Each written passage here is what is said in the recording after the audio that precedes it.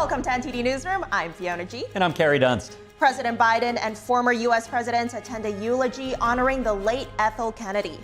She was a renowned human rights and environmental activist, as well as the widow of Robert F. Kennedy Senior and sister-in-law to former President John F. Kennedy. Vice President Kamala Harris and former President Trump make dueling appearances on Fox News today, and Elon Musk pours $75 million into a pro-Trump super PAC, the latest on the race for the White House. Nebraska allows people with felony convictions to vote in this election. How the state Supreme Court's decision might impact the races on November 5th. Elon Musk's SpaceX has sued a California commission in federal court over blocking the company from launching more rockets from a Space Force base in the state. Intel products sold in China could face the heat. A Chinese state-linked agency is calling for a full security review into the U.S. chipmakers' commodities. NTD's 7th International Piano Competition wraps up its first day of preliminaries after performances from musicians from across the globe.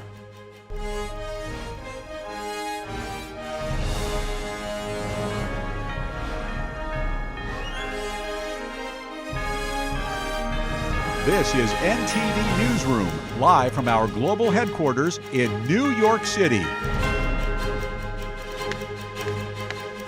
Some breaking news. In Nebraska, people with felony convictions will be able to register to vote. Yes, the state Supreme Court's decision could have implications for this year's general elections. Nebraska's Secretary of State sought to keep about 7,000 people with felony records from voting.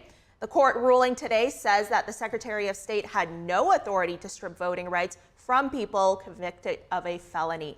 Now, this could potentially add hundreds of new voters to the rolls, and they have until October 25th to register. Nebraska overall is heavily Republican, but the state divides its electoral college votes by congressional district. The 2nd congressional district, centered around Omaha, is a toss-up and has voted both ways in recent elections. The Harris campaign and Democratic groups have spent millions there to secure the precious electoral vote. Former President Trump and Vice President Harris are both going to appear on Fox News today. Trump's pre-taped town hall with Harris Faulkner aired just now. He took questions from an all-woman audience in Georgia, focusing on issues such as the economy, public safety, and childcare. We have tremendous wealth in this country, but it's under our feet. It's called liquid gold. And we're going to bring down your energy costs, and with that, everything's going to follow. We're also going to make it possible for companies to come into our country again. You know, we've lost so many businesses. If you're in furniture making, like in North Carolina, they're flocking out of our country because we have politicians that don't know what to do. We're bringing them all back. We have a tax rate that's... Later today, Trump will pre-record a town hall with the Spanish language network Univision in Miami. And tonight, he'll host a high-dollar fundraiser at his Mar-a-Lago estate. Harris has a rally in Washington Crossing, Pennsylvania. She will also sit down to tape an interview with Fox News' Bret Baier. It will air at 6 p.m. Eastern tonight. Later in the afternoon, Harris will travel to Milwaukee. The Harris-Walz campaign has a full schedule this week in multiple battleground states. Governor Tim Walz announces new proposals from the ticket to benefit rural America. NTD's Jason Blair has an update from Pittsburgh, Pennsylvania. Vice President Harris's running mate, Governor Tim Walz, announced new plans from the team for America's rural areas. First, Walz says they want to recruit an additional 10,000 rural healthcare professionals to enhance access to affordable, high-quality healthcare in rural areas. And they want to build 3,000 more independent pharmacies, as well as make efforts to keep current ones open. And they want to support the sandwich generation, which is usually people in their 30s to 50s who are simultaneously taking care of their aging parents as well as their own children. And they also want to reduce the cost of childcare. They want to make sure farmland isn't taken over by big corporate buyers. Then they want to support family farmers and, quote, help ensure future generations of American farmers can thrive by helping beginning farmers get more access to credit and connecting them with all sorts of training and technical assistance. Then Tuesday, Governor Tim Walz had multiple radio interviews scheduled in rural areas in battleground states that he joined remotely.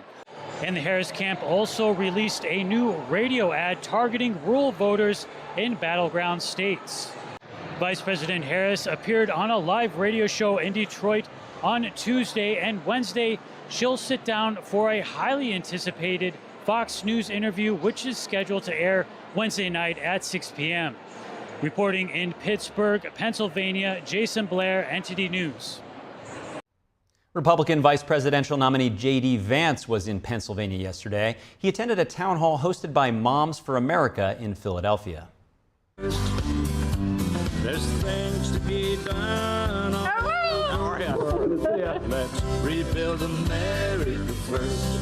Where we've got a major law enforcement crisis in our country. We've got a lot of great police officers that aren't re-upping.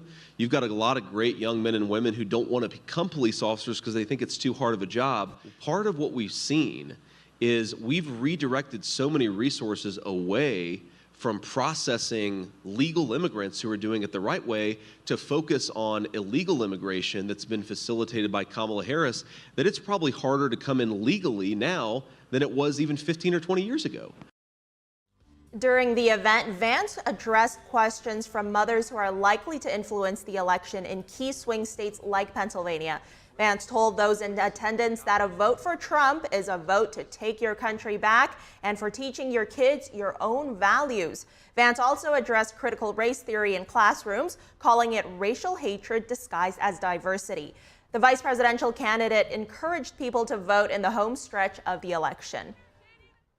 Many say the path to victory runs through Pennsylvania, and that may be the case not only for the next president, but also for Congress. A final fierce debate was held last night between the state's two Senate candidates, a three-term senator and a businessman with ties to Washington, D.C. NTD's Melina Wisecup has the report. The debate around abortion is moving further to the left, which was on full display in that Pennsylvania Senate debate last night. We have the Democrat Senator Bob Casey, who once had a more reserved stance on abortion access, now embracing access to it. We also see a shift on the Republican side, with Republicans now taking a step back and refusing the premise of a national abortion ban.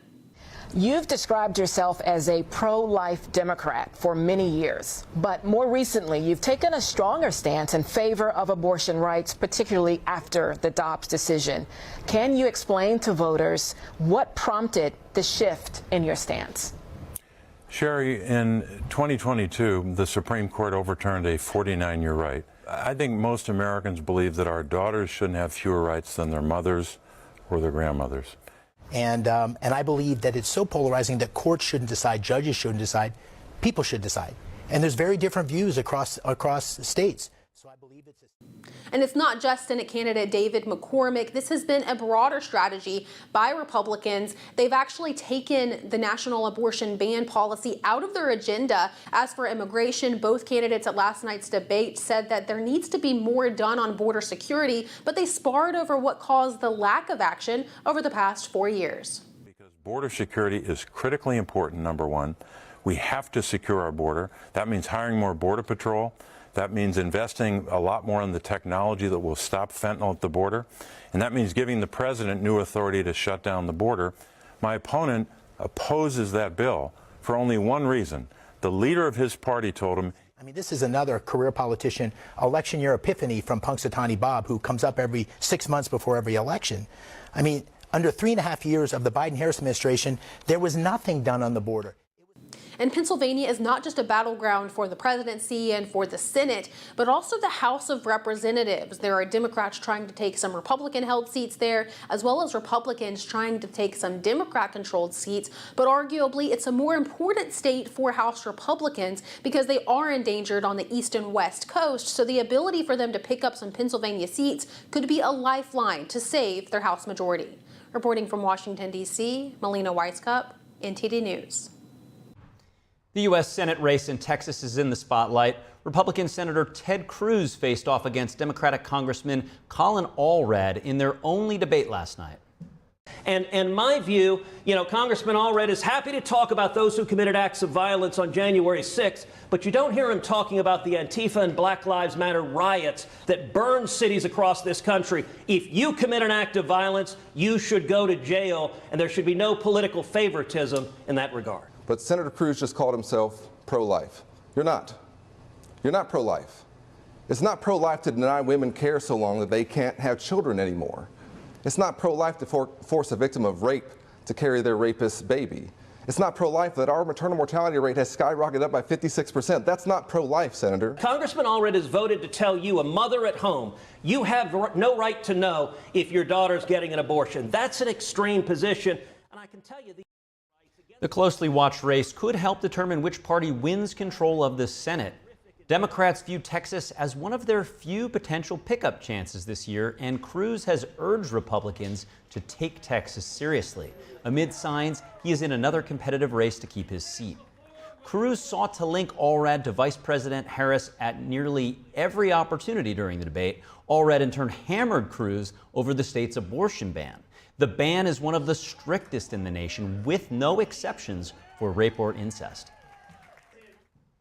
Now, Elon Musk, he just gave nearly $75 million to the pro-Trump super PAC that he helped to form. New filings with the Federal Election Commission detail 7 separate contributions from Musk to America PAC between July and September. These are the first contributions the billionaire made to the group. America PAC received its initial funding from a network of Musk's former partners and business associates. To date, the super PAC has spent nearly $96 million on the presidential race and millions on highly competitive House races. Elon Musk's SpaceX filed a lawsuit against the California Coastal Commission in federal court. The company is accusing commission members of political bias. SpaceX argues this bias is preventing it from launching more rockets from a U.S. air base in the state. Musk has endorsed Republican presidential candidate Donald Trump and is now a mega donor. One commissioner on the 12-member coastal panel recently accused Musk of, quote, spewing and tweeting political falsehoods. Yes, and this lawsuit called any consideration of his public statements improper and a violation of protected speech rights. The commission said that commercial space launches are not federal activities and must submit to their coastal development permit rules. Up next, scammers are posing as charities to deceive people wanting to help after Hurricane Milton. Find out how to avoid becoming a victim of charity fraud. And NTD's 7th International Piano Competition wrapped up its first day of preliminaries after performances from musicians from across the globe. Find out more after the break.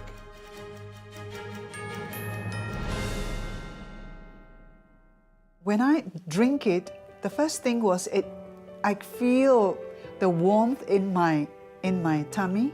It's kind of like gently radiating out, a kind of a very comforting warmth. And it was really good, actually. I felt much better. I did feel, actually, an effect.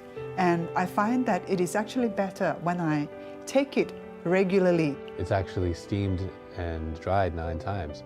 And so it's really, the essence is really extracted. Then the second time, I tried it really like on an empty stomach and just 2 teaspoons of it, and over a few times. And wow, that was a big difference, because suddenly I could feel, wow, I was very good energized. I didn't have to eat. I could work outside in the garden for a couple of hours, and I still felt very well. And I was impressed by that. So I think it's a good product.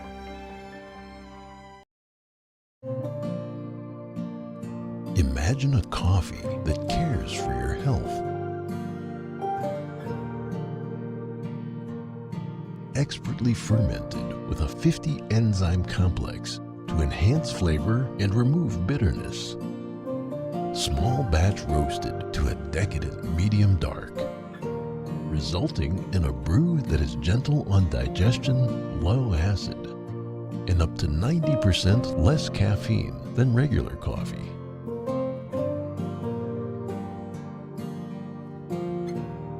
Try America's first enzyme fermented coffee today. Every day, thousands of kids start vaping. And I can't let this happen to my kid. Of course, it's awkward to talk to your kids about the dangers of vaping. Hey, bestie, how sketch is me? It's hard to get their attention. Ready? Go. Yes, look at that. You didn't turn yours over. So if you want to talk to your kids about the dangers of vaping, you have to get it trending. Right, Backpack Kid? Let's do it. First, invite your kid to do the vape talk. Let's try this. Why is he here? Yeah, I gotta get it trending, honey. Come on. To the left. To the right. Let's go.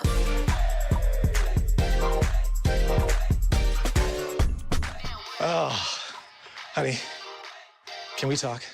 Yeah, what's up? I see a lot of your friends vaping. Visit talkaboutVaping.org for tips on when and how to have the vape talk.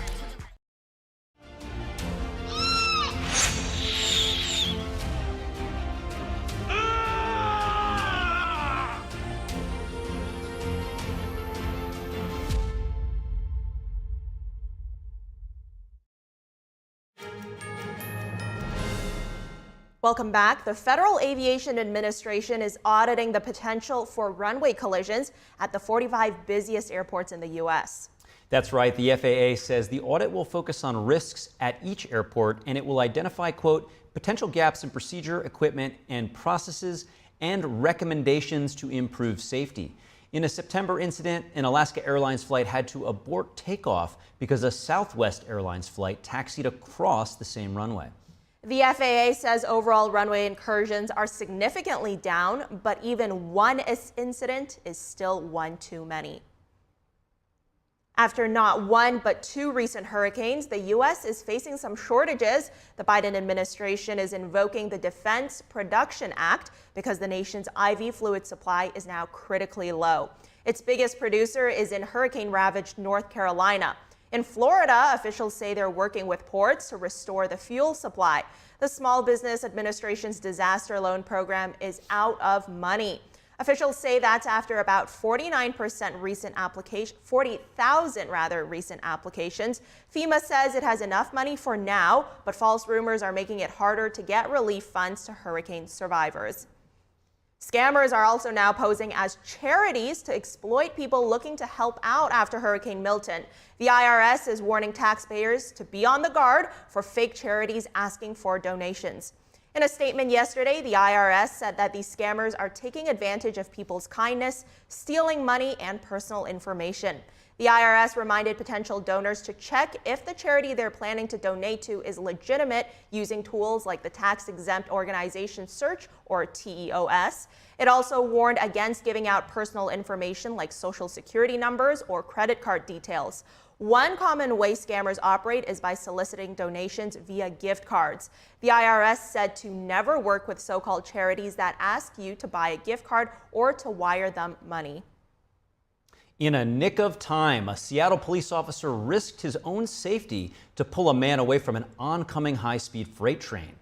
Police released the body cam video of last week's incident. It all started when they responded to a mental health crisis and found a 57-year-old man sitting on a ledge above train tracks. While trying to talk him down, the man fell nearly 25 feet to the tracks below.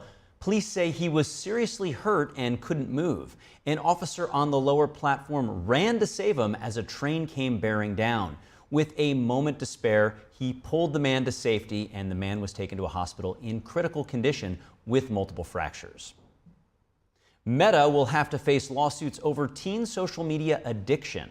That's what a federal judge ruled yesterday. NTD's Daniel Monahan has more on the case where the Facebook parent company is accused of fueling teen mental health problems. Some states are accusing Meta of making its Facebook and Instagram platforms addictive. And now an Oakland-based district judge has rejected the company's bid to toss the claims made by the states in two separate lawsuits. The suits were filed last year. One involves more than 30 states, including California and New York. The other was brought by Florida. Judge Yvonne Gonzalez-Rogers did put some limits on the state's claims. She agreed with Meta that a federal law known as Section 230 partly shielded the company.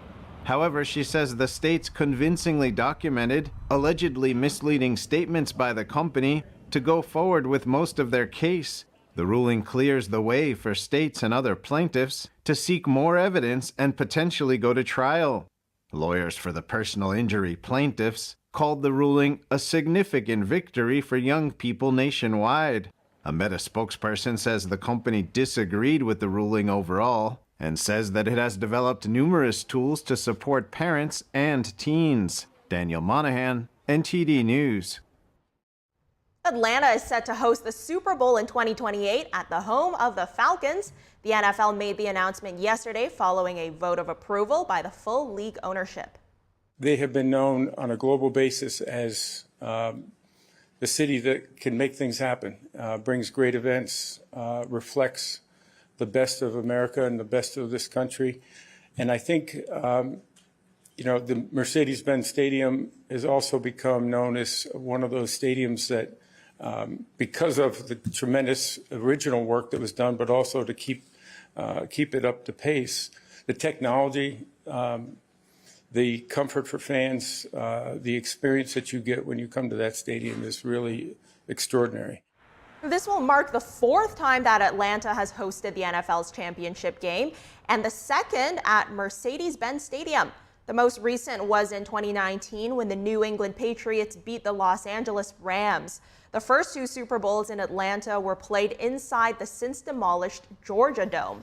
Grammy-winning artist Kendrick Lamar will be the headline act for the Super Bowl halftime show in 2025.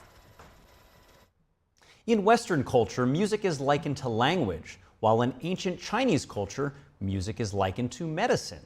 NTD's International Piano Competition aims to preserve the beauty of classical piano music. This year, contestants are competing in the center of the world in New York City. NTD's Flora Hua brings us more on the story.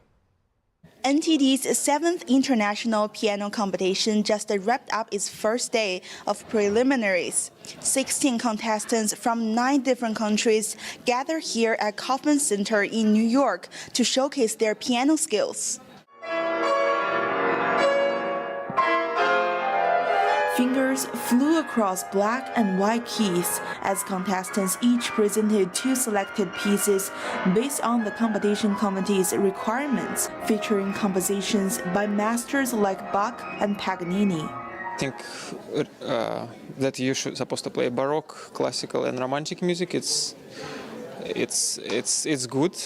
Boris Krivshan is from Russia. He said he agrees with the committee's selection of competition pieces.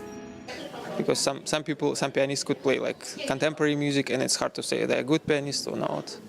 So, and hearing this music in Bach, Beethoven, and Liszt, you will see how you play and what is your level.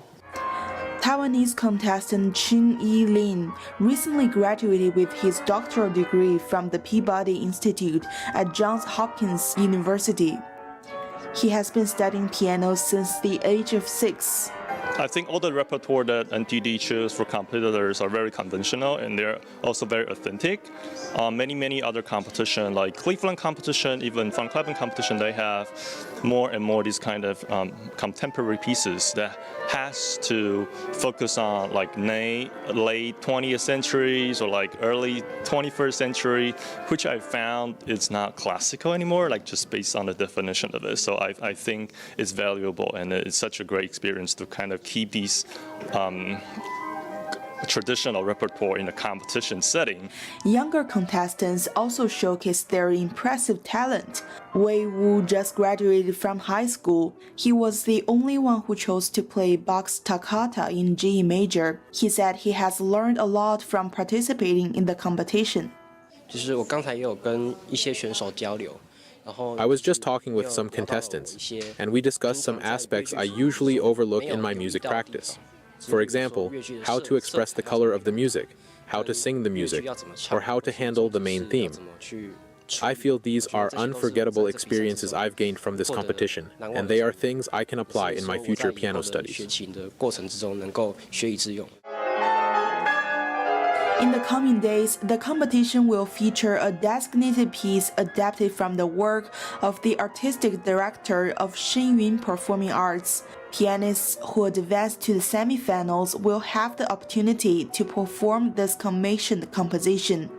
The NTD International Piano Competition is one in a series of international culture and arts events sponsored by NTD Television. The series aims to promote traditional arts of pure authenticity, goodness, and beauty. Flora Hua, NTD News. Coming up, former President Donald Trump will speak with Hispanic voters at a town hall in Florida today. Stay tuned for analysis on the latest from the campaign trail. And Intel products sold in China could face the heat. A Chinese state-linked agency is calling for a full security review into the U.S. chipmakers' commodities. We'll have that and more after the break.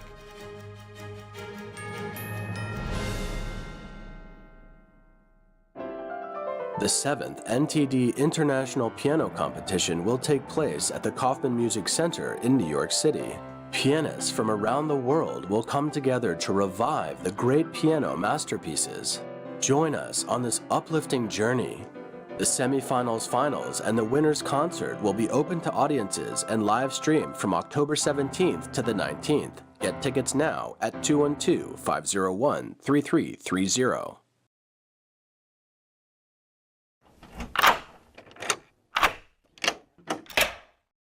I'm Jonathan Lawson. If you're 50 to 85, I have an important message about security. Write down the number on your screen so you can call when I finish. The lock I want to talk to you about isn't the one on your door. This is a lock for your life insurance, a rate lock that guarantees that once you're insured, your rate can never go up at any time for any reason. But be careful. Many policies you see do not have one. But you can get a lifetime rate lock from Colonial Penn.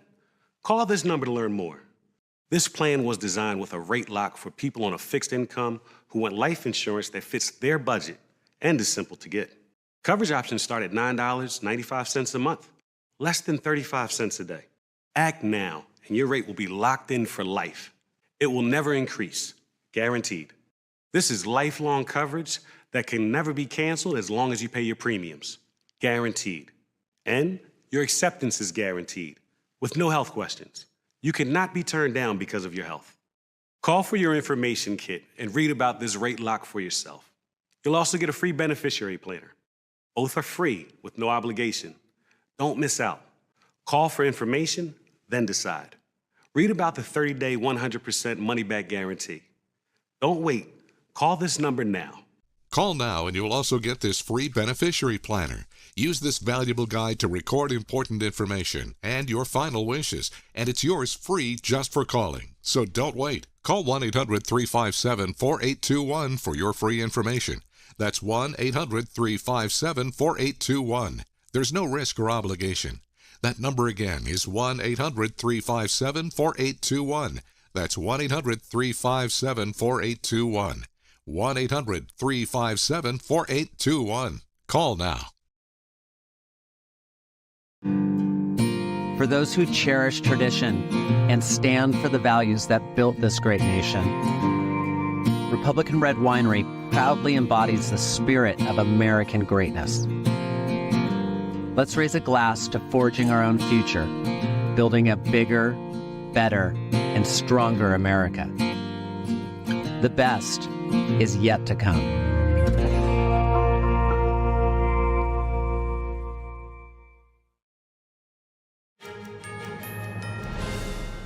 Thanks for staying with us. Israel today attacking a government building in southern Lebanon, killing local officials. Now, this is as more humanitarian aid is being transported into Gaza. NTD's international correspondent Arian Pazdar has the Middle East update. Israel launched an airstrike on the municipal headquarters of a major town in South Lebanon. Lebanese authorities say the attack killed the mayor and at least 5 others.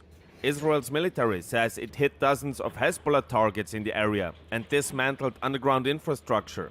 Israel had issued an evacuation order for the town before the strikes. The Israeli defense minister defends Israel's operations in Lebanon. Hundreds or even thousands of missiles came from this area across the entire zone. It shows us what situation we have been in. Also on Wednesday, the Israeli army says a barrage of around 30 rockets crossed from Lebanon into Israel. The majority of them were intercepted by Israeli air defense systems. And video released by Israel appears to show more humanitarian aid headed to northern Gaza. Officials say the shipment includes 50 trucks with medical supplies, shelter equipment, and more. Israel's UN ambassador said this on Wednesday. The problem in Gaza is not lack of aid. The problem is Hamas, which hijacks the aid, stealing, storing, and selling it to feed their terror machine while civilians suffer.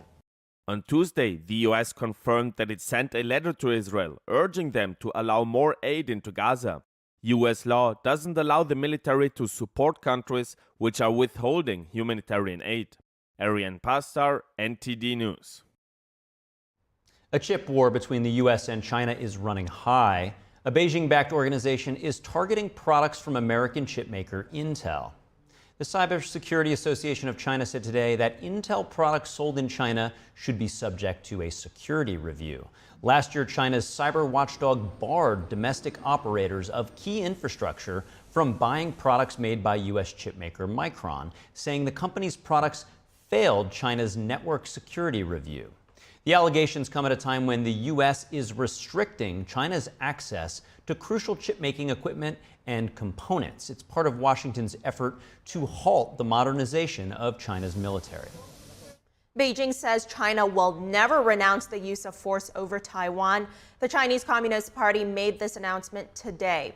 Beijing said this after another round of military drills and a propaganda war towards Taiwan. On top of all that, the head of the CCP, Xi Jinping, just visited the site of a famous defeat for Taiwanese forces decades ago. But Beijing said the announcement is only aimed at the interference of so-called external forces and a very small number of Taiwan separatists.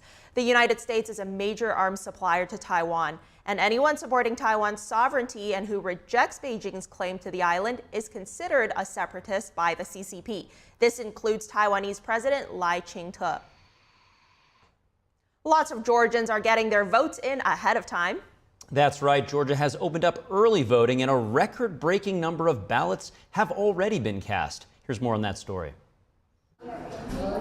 More than 300,000 voters in Georgia already made their choice for the November election on the first day of early voting Tuesday. That's according to the Secretary of State's office. It said the previous first-day record was just 136,000 in 2020. For many early voters, this election is critical. It's coming in the aftermath of a destructive hurricane, as well as a number of polarizing changes to how elections are to be held in the state. I think this is an existential election. It's going to have implications for my children and my 3 grandsons and more to come. So it's critically important that everyone at least voices their vote. I was just affected by the hurricane that came through. So just seeing the person I voted for and how they've reacted to everyone, affected by that and supported everyone, that was the main reason I voted for them today.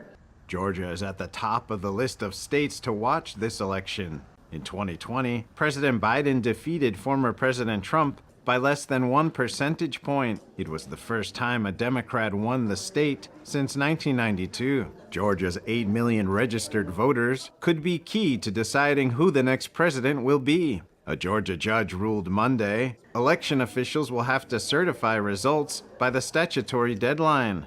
This is regardless of whether they suspect any irregularities or fraud. This year, that deadline is 5 p.m. on the Tuesday after the election. The judge's reasoning behind this decision is that election superintendents could not, in his words, play investigator, prosecutor, jury, and judge. He added that superintendents could seek additional information on any votes from the elections board, but any delay in receiving such information cannot be a basis for refusing to certify the results. In a separate decision, the judge also blocked a rule that would require ballots to be counted by hand. He reasoned that the implementation of this rule would lessen public confidence in election results. He said poll workers would be handling ballots in, quote, a manner unknown and untested in the era of ballot scanning devices. With 3 weeks to go for Election Day, more than 5 million Americans have already cast their early ballots. That's according to a tracking tool run by the University of Florida. Multiple polls currently show Vice President Harris in the lead nationally, but Trump is gaining ground.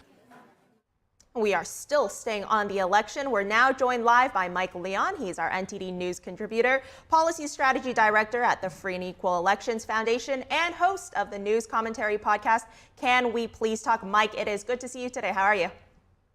Good to see you. Thank you for having me, as always. Well, Mike, let's start off with this. We know you're based in Florida. Trump just finished that town hall there with undecided Hispanic voters. When you talk to Hispanic voters there, what are they saying about this election? Yeah, well, first of all, it's a good question because for people that don't know, Florida Latinos and the Latino communities that make up Miami-Dade, Broward, and a little bit of Palm Beach County here is a little bit different than the state because the Democratic Party has won more Latino voters in other areas of the state, like Orlando, for example, that has a larger Puerto Rican population, as opposed to the Cubans that live down here that went 2-1 for Donald Trump back in 2020. But the biggest thing I always hear is a lot of the same things in terms of Democrats talk to us, right? Like they don't talk to us, excuse me. Like they don't go out there and do enough to garner our vote. They take the vote for granted. And whereas Republicans, and you get this a lot with older Hispanics, they tend to be more conservative leaning, what they want less government intrusion, right? And so I think that's why you get a little bit more of the makeup here. But again, it's a little bit different because where I am down here, you get the Cuban immigrant story and they feel this, the communism and the 90 miles away of being from Cuba and that island down there. They feel a little bit of that immigrant story that Donald Trump plays on and saying that Kamala Harris will return us to a sense of communism is something that is very fearful of a lot of Cuban immigrants that have come here in recent years over the last 20, 30, 40 years to the Miami area. And so that tends to resonate a little bit more with the voters that I hear down here. Absolutely. You bring up a very interesting point and one that perhaps isn't as prominent in this election cycle discussion. I want to give you some numbers now. We're going to stay on the issue of Hispanic voters. Now, a New York Times Siena College poll released this week shows that Harris's support among Hispanics is at 56%. And that's like nearly 10% points below the 65% that President Joe Biden won in 2020, according to exit polls. Why do you think that is? Well, I think that number, a big reason for that is because I think a lot of people don't know a lot about Kamala Harris. And it's kind of one of the reasons why I've been very vocal about the doing more media, making more of the rounds, because, a vice president doesn't really have that much of an opportunity to go out there and speak to the public, right? And there's been few instances that you can recall years that maybe you've heard from Kamala Harris. Obviously, when after 2021 and Title 42 was kind of lifted, President Biden had assigned her to this, task force, or at least to be this border czar, let's call it, for lack of a better term. And so there you heard from her because she went to the triangle countries of Guatemala and El Salvador. She met with some of the leaders down there and did press conferences. But they want to find out more information about her policies and how they would be different President Biden has done because of kind of like what we talked about on these different segments is really the economic issues, right? Because the pocket issues, the growth of Hispanic small businesses, what are those things that you're going to do for the Hispanic community? So I look at those numbers and I say they're kind of in line because people don't know enough. Even though this her campaign has only been off the ground for 70 days. I heard that number the other day. 70 days that she's been thrown into the Democratic at top of the ticket. It's been very fast to do this. Yeah, absolutely, Mike. And analysts often, they break down the race by demographics like race. But from a campaign perspective, do you feel that these top issues like the economy that you just mentioned, do you think that these are generally the same concerns across all groups? Well, I think for sure economy and immigration, you see it a lot of the times in all of these surveys and focus groups being done. So I think that's definitely for sure happening. But it's interesting because it depends on the voter group that you talk to. But, the African American community, obviously the cost of prescription drugs and the Latino community as well. That is something that is very top of mind because of how prevalent diabetes is in both the Black and Hispanic communities. So something that the Biden administration did to lower the cost of prescription drugs is something that maybe resonates a little bit more than the suburban white women that are voting in some of these key battleground states. It's something that could be completely different, and it's not top of mind for them because that community is not affected by that and those diseases. So I think it's incumbent upon any politician, whether it be Donald Trump or Kamala Harris, to really talk about the issues that are happening for that specific community and what you're going to do to solve those issues. And I think Kamala Harris is doing that right now with the interviews and media rounds. Donald Trump just did that with the Trump town hall here in Miami. You got to talk to Latino voters. You got to meet them where they are, right? With the platforms that they watch, the content that they consume. Absolutely, Mike. Okay, let's move on to Nebraska for a moment here. The state just ruled that convicted felons can still vote. How big of an impact do you see this having? Well, I just heard that a couple minutes ago before I hopped on, and like I said, we have something here in Florida where that actually is outlawed, and you're not allowed to vote if you are a convicted felon. But Nebraska is interesting because, as people may not know this, in terms of their electoral vote, it's split up across their 5 electoral votes. So there's a Democratic county that obviously for President Biden flipped in his position and is what not ultimately won him, in addition to Arizona and Georgia, but helped and contributed to him to get to 270 votes. So what I make of it is, I don't know too much about the actual legislation itself, but I do know about the path to get to 270 votes. And I know that for Kamala Harris and for former President Trump, winning the state and that maybe that blue dot district that is outlined in the red state is something that they're going to be looking to when they're trying to get a viable path to 270 if they don't win, let's say, Pennsylvania or Arizona or Georgia come election night in November. Yeah, I mean, each electoral vote here really does count. Such a tight race. And I want to talk a little bit more about Harris now. We just saw her talking to Charlemagne, the Black influencer, last night. Do you think voters learned anything new about her from that conversation?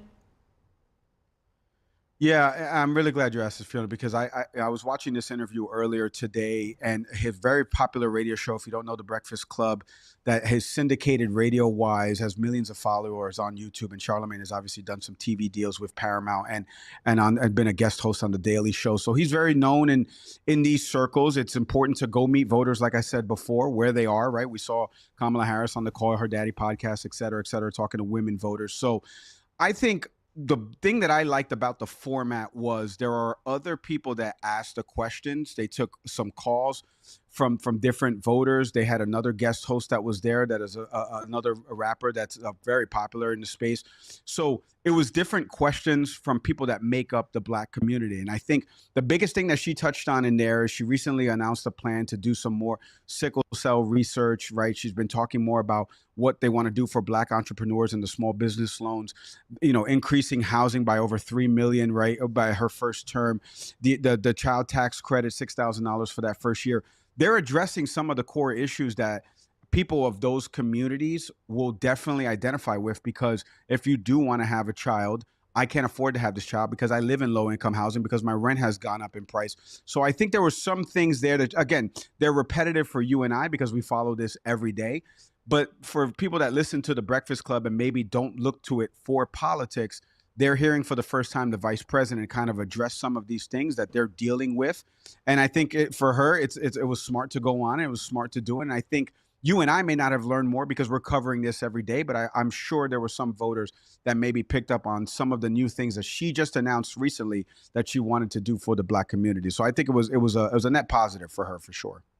And Mike, before we go here, only 20 days away from November 5th, early voting. It's already started. Both parties are encouraging it. Why? Well, first off, early voting is pivotal, right? Because, I would go out there and vote. But in Florida, it's coming up soon in a couple of days here in my state. So they're encouraging it because they want you to get out there. Don't wait. You don't have to wait if you don't have to. You can follow your state guidelines and go ahead and either mail in the vote now. I think it's imperative, right? Because first off, a lot of people just don't know the deadlines of when they can file, if they can show up the day of to register to vote. So I think for both of them to continue to echo these, because the numbers show us, Fiona, like 2016, very low voter turnout and apathy in that election. In 2020, almost 34 million more people voted in the process. Like, that is imperative. So the more chances you can to tell people to go out and vote, because like you said before, the margins are so thin in some of these states, every vote's going to matter. every electoral vote in some of these states, even in pockets that you may not consider. We've talked about the former president going to Colorado and doing, different things in Minnesota. Why is he there? You just never know. Like, some of these things could change and flip. And so I think both of them, going out there and telling people, go exercise your right to vote early if your state allows for it, go do it, is very smart of both of them to do that and remind voters. You don't have to wait till November 5th if your state allows early voting. Absolutely. To any viewers out there, go out and vote. It is so important. Mike, Leon, thank you for joining us. Great talking to you as always. Thank you for having me.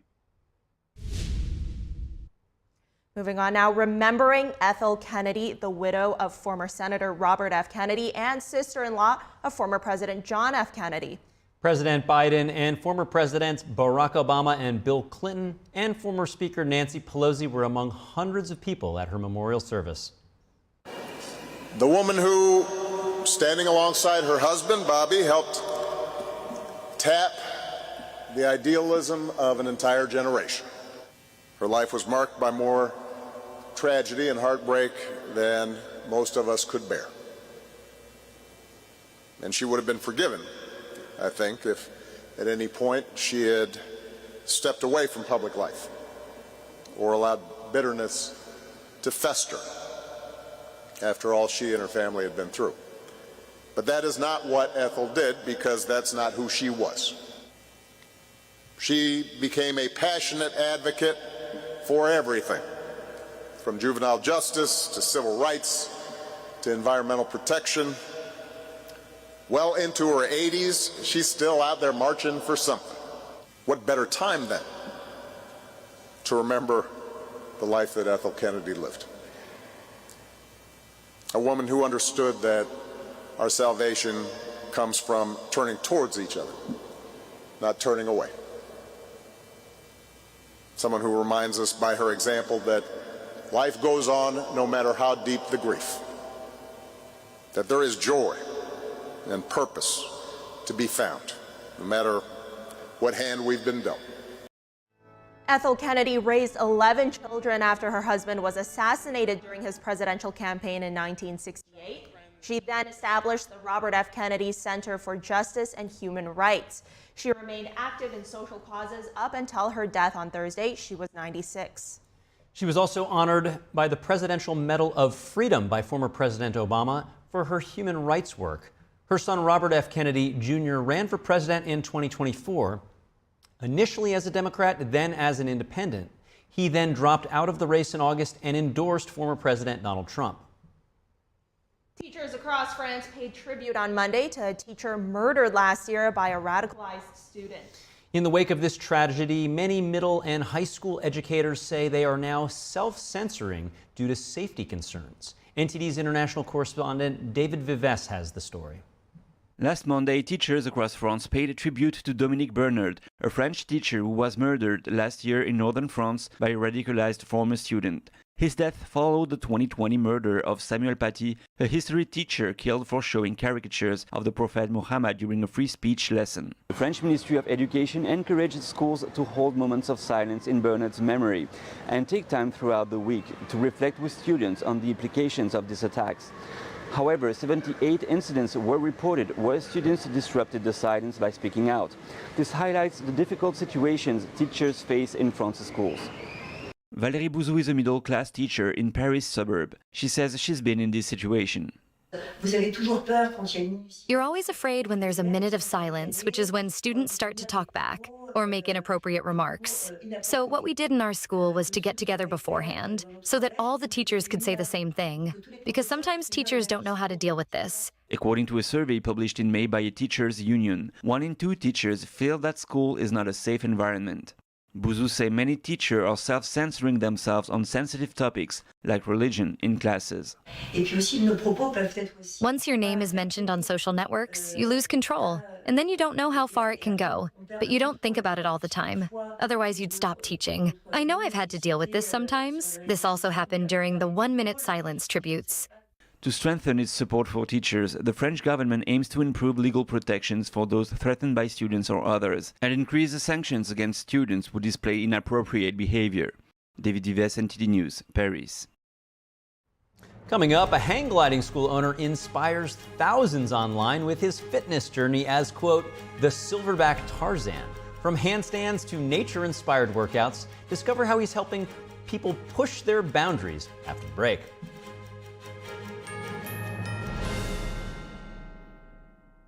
Hey everyone, it's me, Sebastian, and it is a beautiful day today. We have so much to be grateful for, so just remember, if you see someone without a smile, give them one of yours.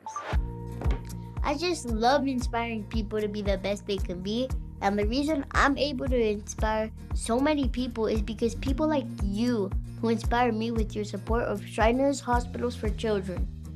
Since I was little, I've broken 100 bones, and I've had 19 surgeries. Shriners Hospitals for Children was with me every step of the way. But more than that, they've given me the confidence to know I can do whatever I set my mind to. Like right now, I've set my mind to sharing my smile with you. Did you get it? Because of people like you, I can play the violin. I can play piano. I can understand. The help I get is only possible because of caring people like you who pick up the phone and call the number on your screen to make your monthly gift. And when you call or go online right now to donate $19 a month or more, we'll send you this adorable Love to the Rescue blanket as a thank you and a reminder of all the smiles you're bringing to kids' faces every day. Kids like me. And me. And me. And me. So what are you waiting for? You can inspire kids like me by visiting loveshriners.org. After all, you can't help everyone, but you can help someone. So let's go! Thank you. Thank you. Thank you for giving. Join me and bring a smile to the world with your monthly gift today. Please call now. If operators are busy, please call again or go to loveshriners.org right away. Join me and bring a smile to the world.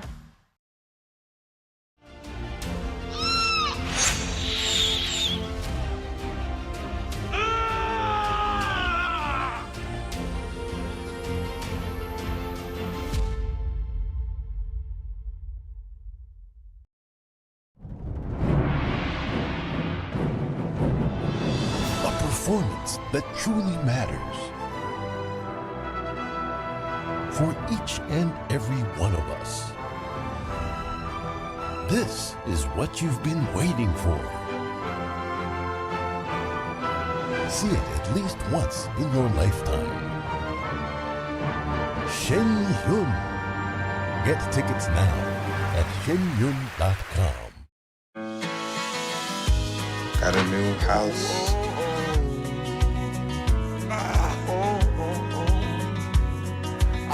I finally found a place that I call home.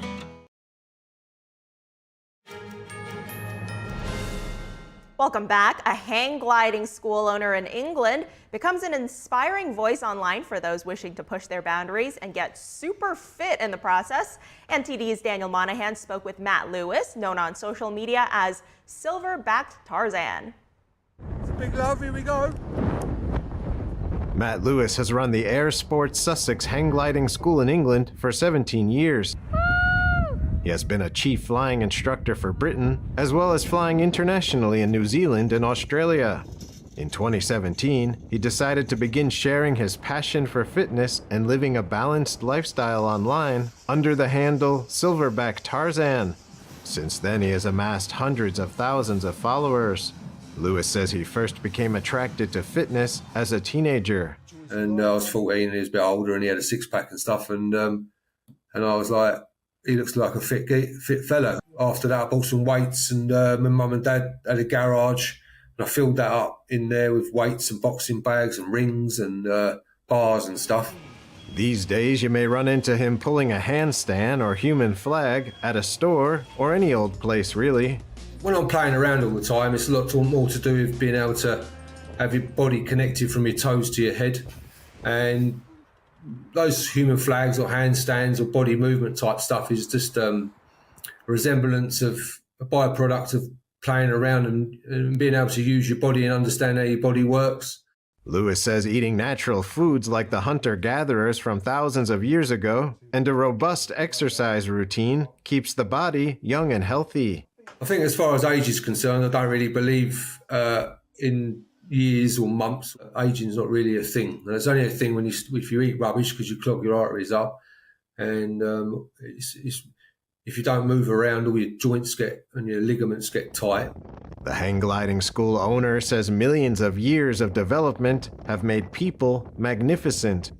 You're born to be wild, born to be wild, yeah. Don't forget you're from nature.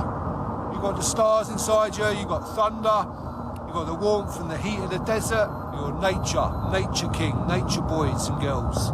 So when you're clocking in every day, don't forget you're a full nature bomb.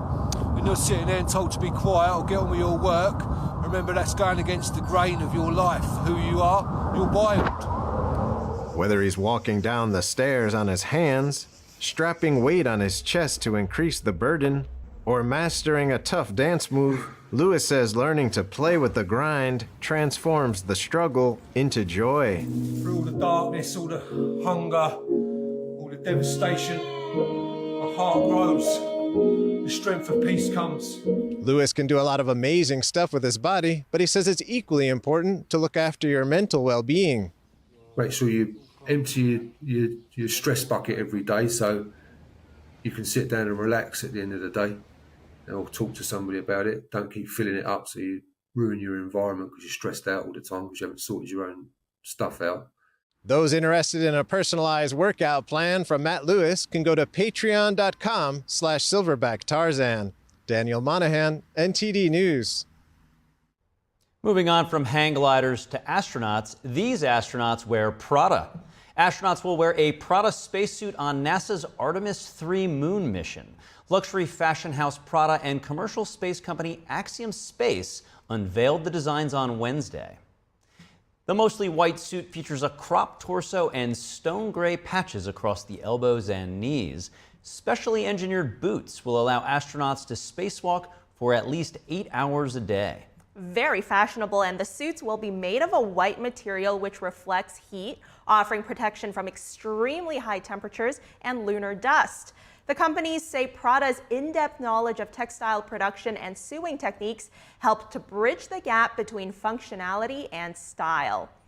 About 10 Prada employees worked on the spacesuit, traveling between Milan, Italy, and Axiom's base in Houston. The Artemis 3 mission is currently scheduled for launch in the second half of 2026. Its goal is to put the first astronaut back on the moon since 1972. That's right. Coming up, the extended family of the Menendez brothers are advocating for the release of Eric and Lyle, who were convicted of killing their parents over 30 years ago. Prosecutors are set to review new evidence in the high-profile case. We'll have that and more after the break.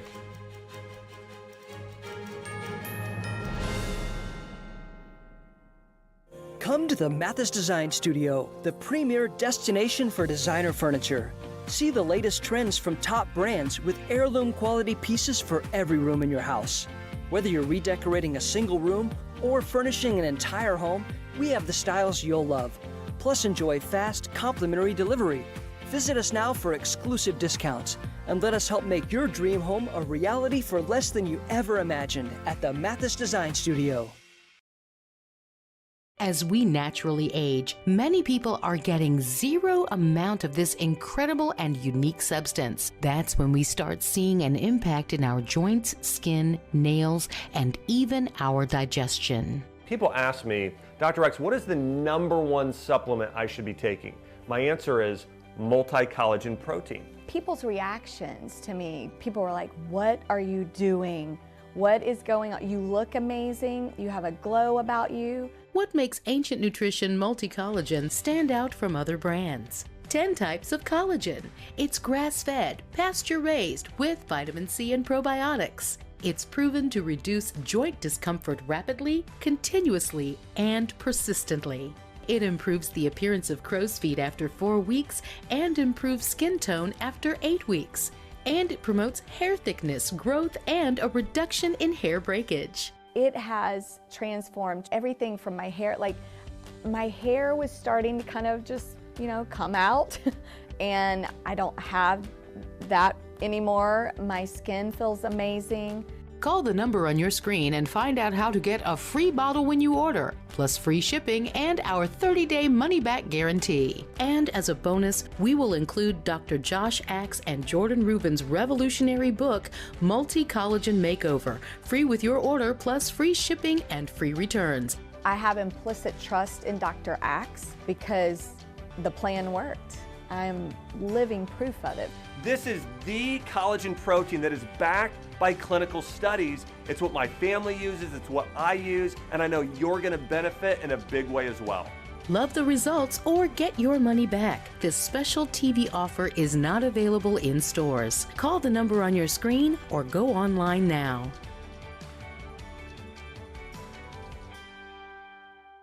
August was born 3 pounds, 9.8 ounces. When I first saw him, it was a whole range of emotions. There's stuff I still want to do. Being a young dad, it's not giving up, it's shifting. Just seeing him happy, I look through his eyes, I can envision a whole future with him already. To throw the first football to him, give him ice cream for the first time, I'm happy because he's advancing in life. My life is now devoted to his life.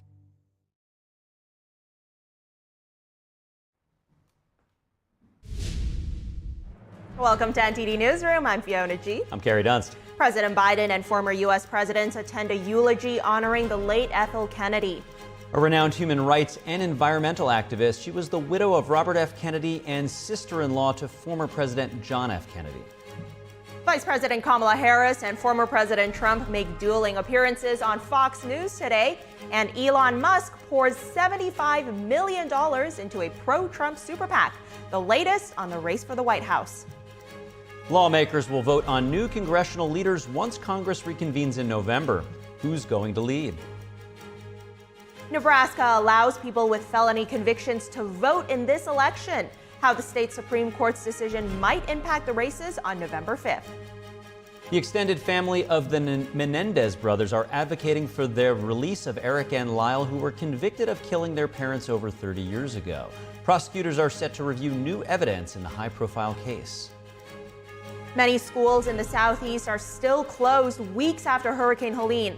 Teachers worry about the long-term impact this can have on students. NTD's 7th International Piano Competition wrapped up its first day of preliminaries after performances from musicians from across the globe.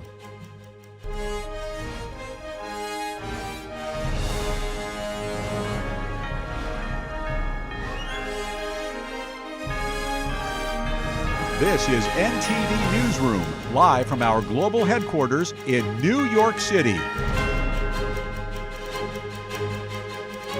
Vice President Kamala Harris is being joined by over 100 Republicans at a rally in Bucks County, Pennsylvania. NTD correspondent Jason Blair joins us from the event now. Jason, tell us, what's the latest?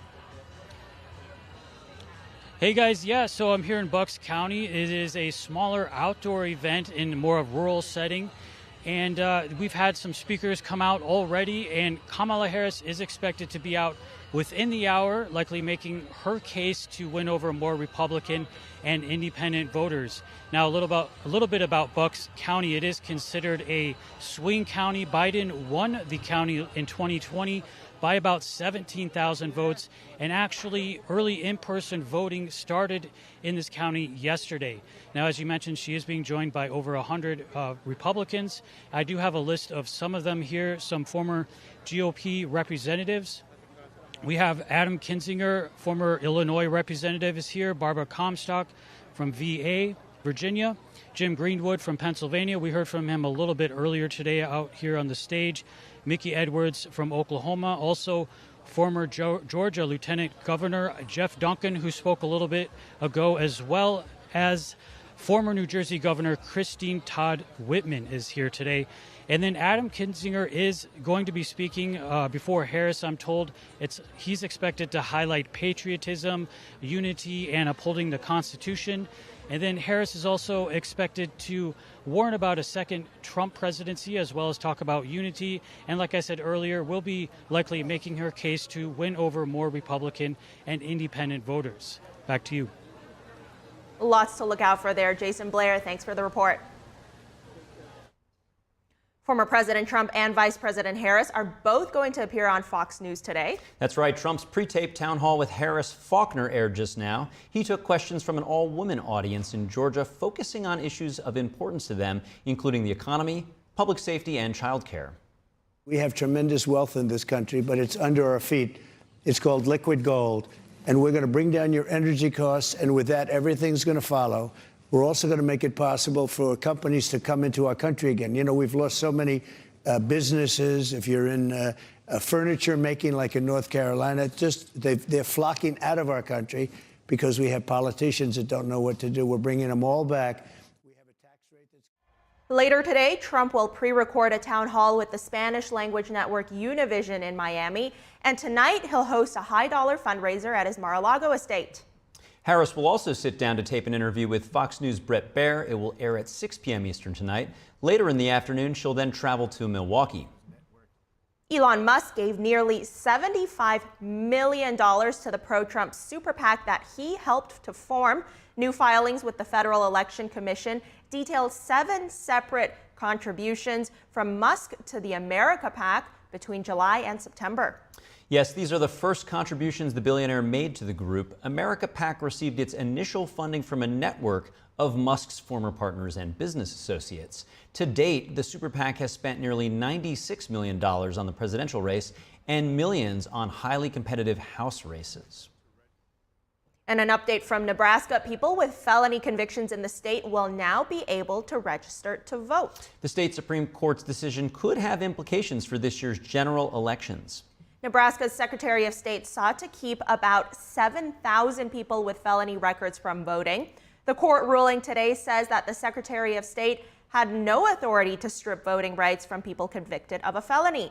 This could potentially add hundreds of new voters to the rolls. They have until October 25th to register.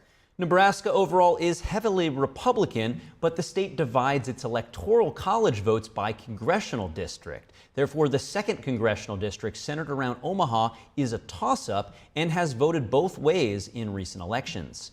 The Harris campaign and Democratic groups have spent millions there to secure the precious electoral vote. Many say the path to victory runs through Pennsylvania, and that may be the case not only for the next president, but also for Congress. A final fierce debate was held last night between the state's 2 Senate candidates, a 3-term senator and a businessman with ties to Washington, D.C. NTD's Melina Wisecup has the report.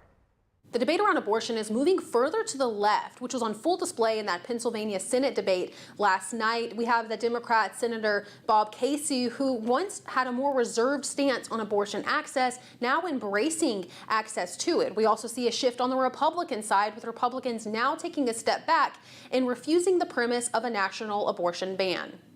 You've described yourself as a pro-life Democrat for many years, but more recently you've taken a stronger stance in favor of abortion rights, particularly after the Dobbs decision.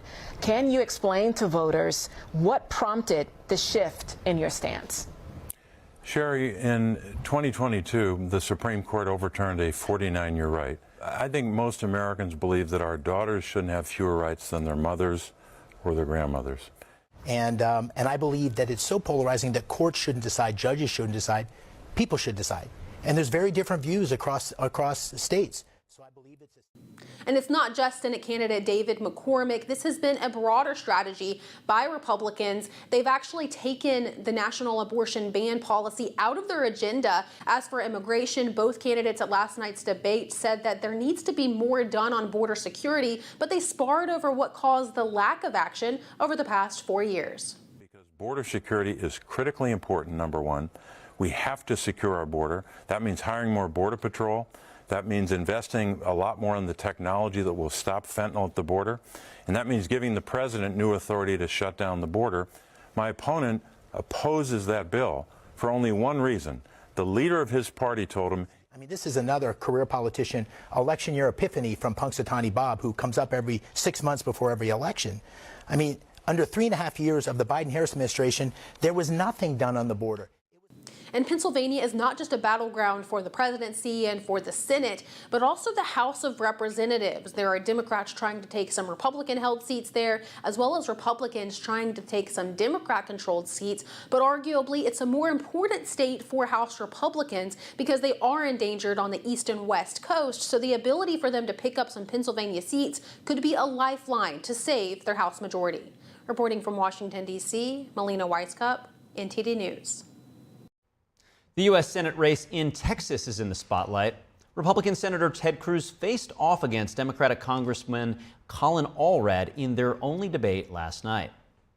And in my view, Congressman Allred is happy to talk about those who committed acts of violence on January 6th, but you don't hear him talking about the Antifa and Black Lives Matter riots that burned cities across this country. If you commit an act of violence, you should go to jail, and there should be no political favoritism in that regard. But Senator Cruz just called himself pro-life. You're not. You're not pro-life. It's not pro-life to deny women care so long that they can't have children anymore. It's not pro-life to force a victim of rape to carry their rapist's baby.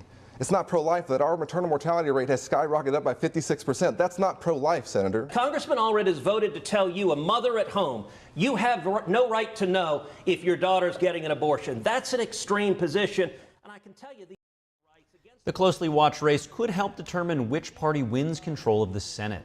Democrats view Texas as one of their few potential pickup chances this year, and Cruz has urged Republicans to take Texas seriously amid signs he is in another competitive race to keep his seat. Cruz sought to link Allred to Vice President Harris at nearly every opportunity during the debate. Allred in turn hammered Cruz over the state's abortion ban. The ban is one of the strictest in the nation, with no exceptions for rape or incest. With less than 20 days until November 5th, congressional leaders prepare for the election after the general election.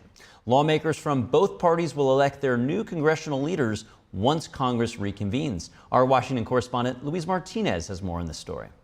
Just 1 week after the general election, lawmakers in the House of Representatives are expected to vote on the leadership of both parties for the 119th Congress.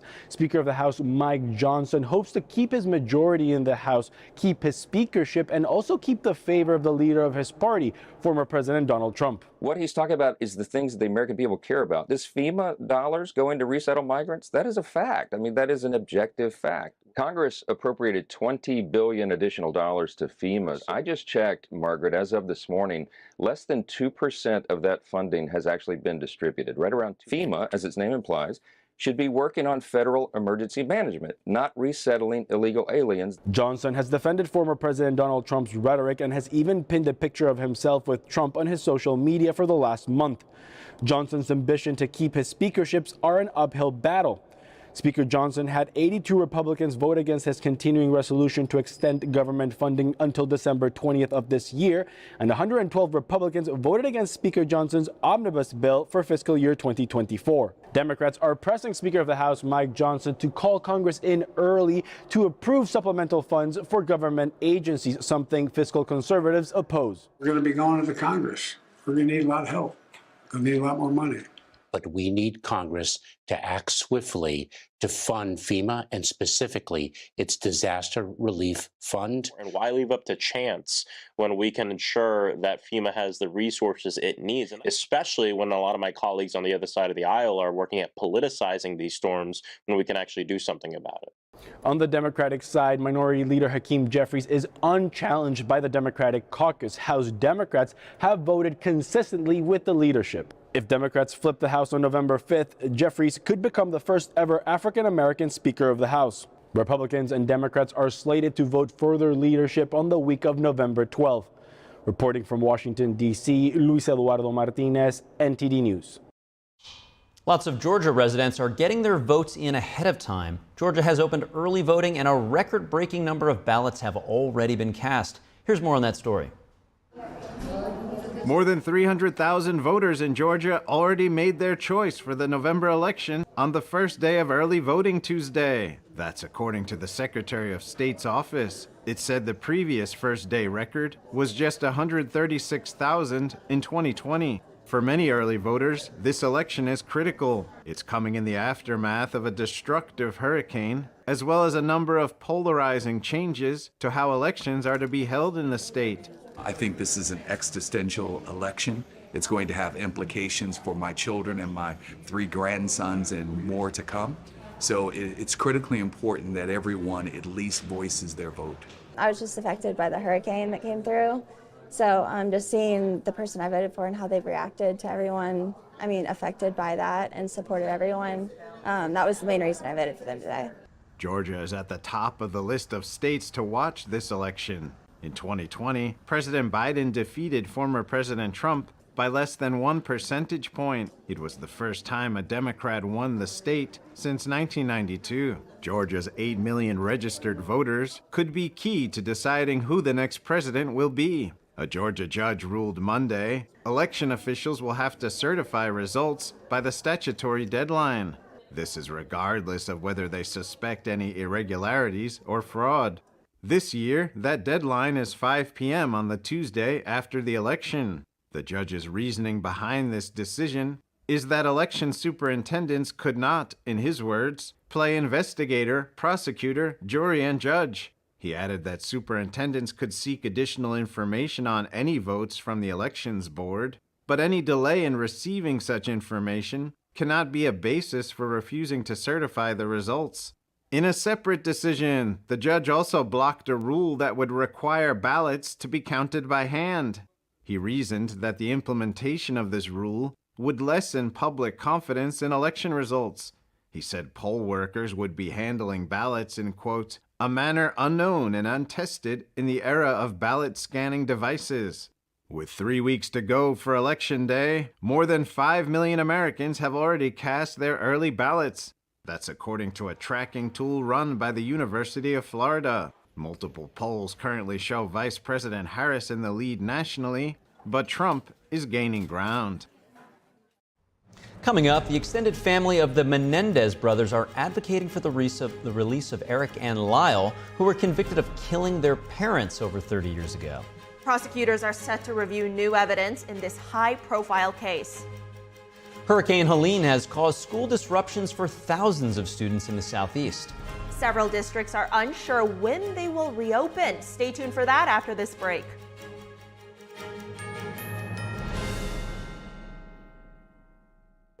I can't get a hold of my mom. I'm sure it's nothing. I've called her 5 times. I'm sure she's fine. Is Grandma okay? Help! I've fallen and I can't get up. Don't worry, ma'am. We're sending help right now. Hello? Hello, this is Life Alert. Your mother had an emergency, and we dispatched paramedics to her home. Oh my gosh, what happened? She had a fall, but don't worry. She is safe, and the paramedics are helping her right now. Thank you. Life Alert saves a life every 11 minutes. With one simple touch of a button, Life Alert sends help immediately. Whether it's to report a fall, a medical emergency, or an intruder, Life Alert sends first responders fast. For a free brochure, call 800-382-9846. 800-382-9846. That's 800-382-9846. What if you could whiten your teeth by simply brushing your teeth? Now you can with Smile Actives, the teeth whitening breakthrough that safely gets your teeth white and keeps them white every day just by brushing your teeth. I never thought that whitening my teeth could be so easy. I just put the gel on the brush, the toothpaste on it, brush, and I can see my white teeth. Simply add Smile Actives to any toothpaste and our patented PolyClean technology activates into a powerful microfoam that penetrates into the enamel surface to safely lift and remove stains. You need a simple way to whiten your teeth.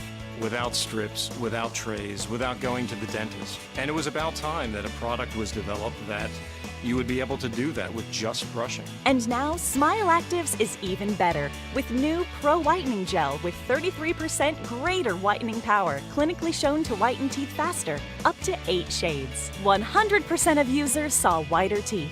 on food stains, coffee and wine stains, even on veneers, crowns, and dentures. I eat the blueberries, I drink the coffee, and I know that Smile Actives will keep my teeth white every day. If you could use something so easy like Smile Actives to take yellow teeth to white teeth, why wouldn't you? Why spend hundreds of dollars for whitening treatments at the dentist when now you can whiten your teeth with new Smile Actives Pro Whitening Gel every time you brush your teeth? Call or go to smileactives.com and for a limited time get new Pro Whitening Gel for just $24.95.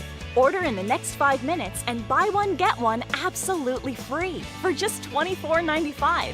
That's 2 for 1 and save 58%. We'll even include free shipping. Get your teeth whiter guaranteed or return it within 60 days for your money back. I smile every day now.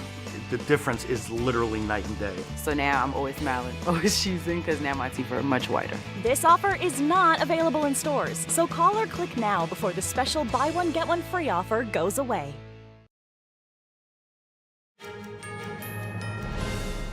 Welcome back to Newsroom. After not one but 2 recent hurricanes, the U.S. is facing some shortages. The Biden administration is invoking the Defense Production Act because the nation's IV fluid supply is critically low. Its biggest producer is in hurricane-ravaged North Carolina. In Florida, officials say they're working with ports to restore the fuel supply. Now, the Small Business Administration's disaster loan program is out of money.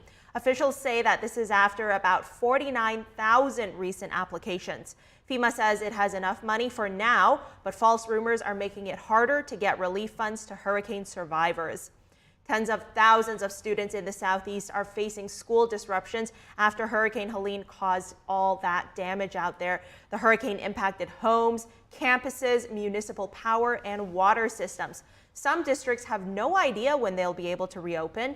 Virtual learning has not been possible due to spotty internet and cell service since the storm hit in late September.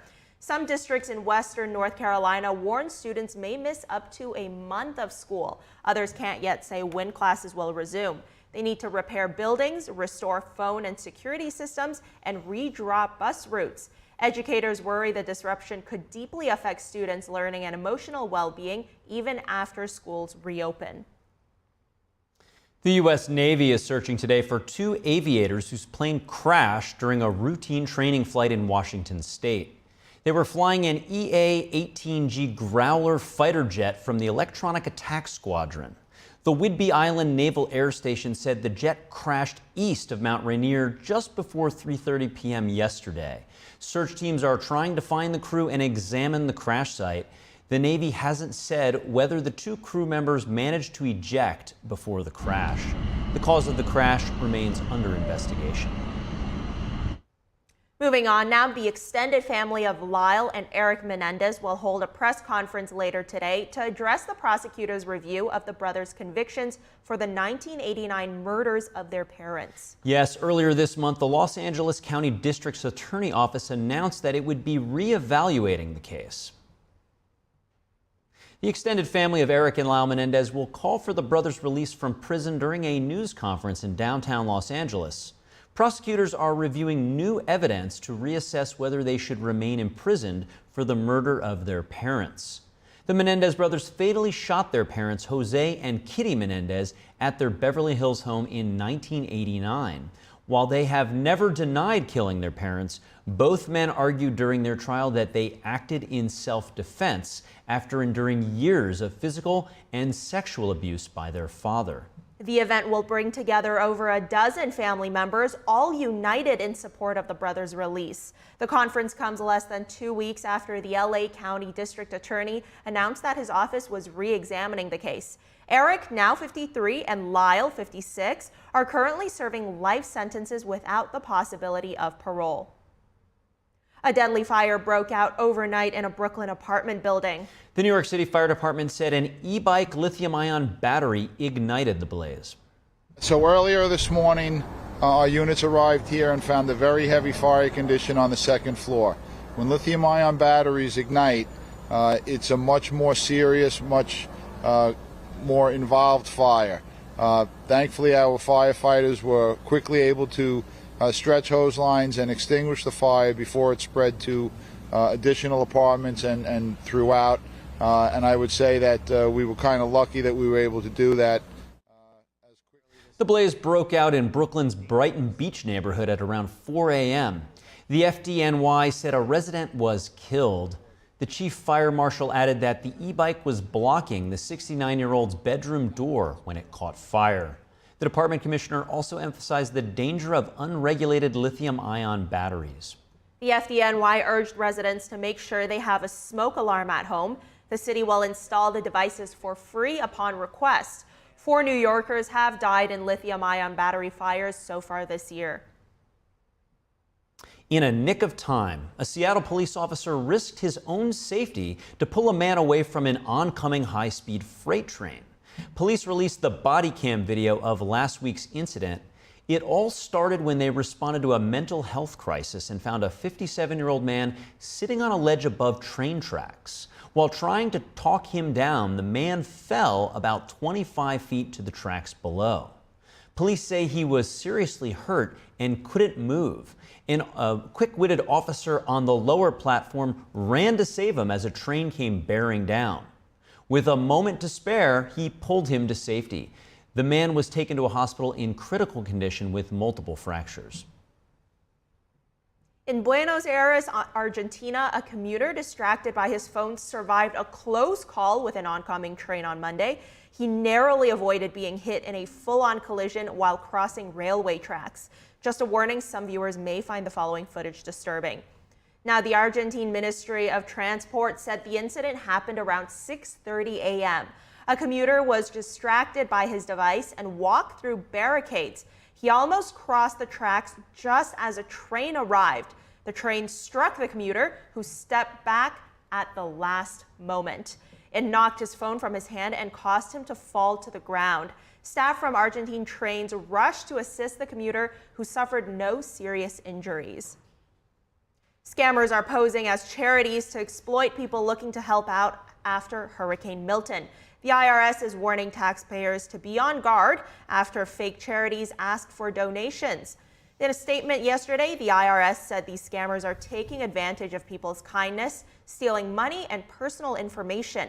The IRS reminded potential donors to check if the charity they're planning to donate to is actually legitimate by using tools like the Tax Exempt Organization Search, or TEOS. It also warned against giving out personal information like social security numbers or credit card details. One common way scammers operate is by soliciting donations via gift cards. The IRS said to never work with so-called charities that ask you to buy a gift card or to wire them money. Amazon said today that it is investing in small nuclear reactors. That's right. Tech rival Google made a similar announcement just 2 days ago. As the energy needs of our business and customers continue to grow, Amazon is thinking big about the challenges ahead. And we know that transitioning to carbon-free energy is one of the fastest ways to meet these needs. Amazon and Google have been seeking new sources of carbon-free electricity. Both need power to meet surging demand from data centers and artificial intelligence. Just last month, the owner of the shuttered 3 Mile Island nuclear plant said it would restart its reactor. Now, the company plans to sell the power to Microsoft for the tech giant's data centers. Amazon, Google, and Microsoft have also been investing in solar and wind. Now they say they need a broad range of technologies to meet their carbon-free goals. Bed Bath & Beyond is making a comeback, but this time it's taking up space at a rival. Beyond Inc., which bought the defunct retailer out of bankruptcy, is investing $40 million in the Container Store. As part of the investment, Bed Bath & Beyond branded kitchen, bath, and bedroom products will soon be sold at 102 Container Store locations. The deal is a much-needed lifeline for the Container Store as it struggles with slumping sales. The company has not posted a profit in 3 years. Apple unveiled a new iPad mini built for what the company calls Apple Intelligence. The new mini chip is the same one used in the iPhone 15 Pro and will support the company's forthcoming AI features. Those features started rolling out this month. The device has double the memory of its predecessor, released 3 years ago, and adds support for Apple Pencil Pro. It does not have any design changes and comes in the colors blue, purple, starlight, and space gray. Prices start at $499. Apple is now taking pre-orders. The new Mini hits stores October 23rd. Israel today allowing more humanitarian aid into Gaza. This comes after pressure from the U.S. to not withhold aid shipments. Arian Pazar will have the latest from the Middle East. A fuel truck explosion in northern Nigeria kills more than 100 bystanders. Video footage captures the fiery aftermath. Stay tuned for that after this short break.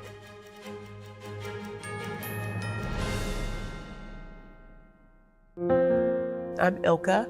I live with my daughter and with my grandchildren. There's a sense of comfort that comes with eating a good meal. We try to make the most, of what we have. We have rent to pay, and then there are lights and there are gas. And while my daughter and I both work, it still just doesn't seem like there's enough to go around sometimes. Every day, millions of our neighbors face hunger, including 1 in 5 children, and food costs keep rising. Please call or go online right now to join Feeding America with your gift of just $19 a month, only 63 cents a day. Your monthly support can fill plates with nutritious food for families across the country and in your community, thanks to a nationwide network of food banks and volunteers. If you were over and playing with us, you were part of our family and you were going to eat. A real cook can take nothing and make something. No one should ever have to wonder if they will have enough to eat, and our neighbors are working hard to feed their families every day. Call or go online now. Visit helpfeedingamerica.org and give $19 a month. 98% of donations go directly to help millions of people facing hunger from coast to coast and in your own community. Use your credit card and you'll get this exclusive canvas grocery bag as a thank you for joining hands with people across America to help end hunger. Some of the lessons that I hope that my family will take, it is important to treat people the way that you want to be treated. I have carried on the tradition of loving people through food. Please call right now or go online to make a monthly gift at helpfeedingamerica.org. Your support helps our neighbors bring food home to their families. The 7th NTD International Piano Competition will take place at the Kaufman Music Center in New York City. Pianists from around the world will come together to revive the great piano masterpieces. Join us on this uplifting journey. The semifinals, finals, and the winner's concert will be open to audiences and live streamed from October 17th to the 19th. Get tickets now at 212-501-3330. Will radical lies determine your child's future, or will timeless truths?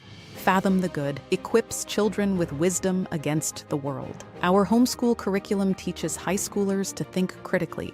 We provide primary texts, original content, reasoning tools, and mentoring videos to help them transform America. Teach your children to navigate the world's woke confusion. Teach them to fathom the good.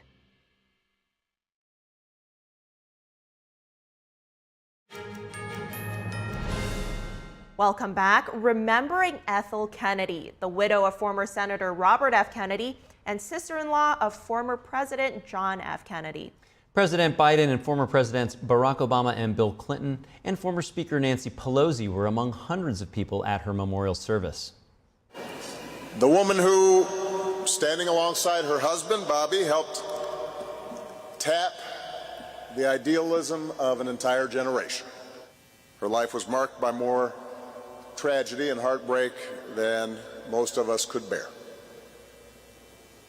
And she would have been forgiven, I think, if at any point she had stepped away from public life or allowed bitterness to fester after all she and her family had been through. But that is not what Ethel did, because that's not who she was. She became a passionate advocate for everything, from juvenile justice to civil rights to environmental protection. Well into her 80s, she's still out there marching for something. What better time then to remember the life that Ethel Kennedy lived? A woman who understood that our salvation comes from turning towards each other, not turning away. Someone who reminds us by her example that life goes on no matter how deep the grief, that there is joy and purpose to be found, no matter what hand we've been dealt. Ethel Kennedy raised 11 children after her husband was assassinated during his presidential campaign back in 1968. She then established the Robert F. Kennedy Center for Justice and Human Rights. She remained active in social causes up until her death on Thursday. She was 96. She was also honored with the Presidential Medal of Freedom by former President Obama for her human rights work. Her son, Robert F. Kennedy Jr., ran for president in 2024, initially as a Democrat, then as an independent. He then dropped out of the race in August and endorsed former President Donald Trump. On Monday, a Georgia judge ruled that county election officials must certify election results by the statutory deadline of 5 p.m. on the Monday following the election, regardless of irregularities or alleged fraud. This was in response to a lawsuit filed by Julie Adams, a Republican member of the Fulton County Board of Elections and Registrations, whose premise was that she swore an oath to prevent fraud, deceit, and abuse in certifying elections.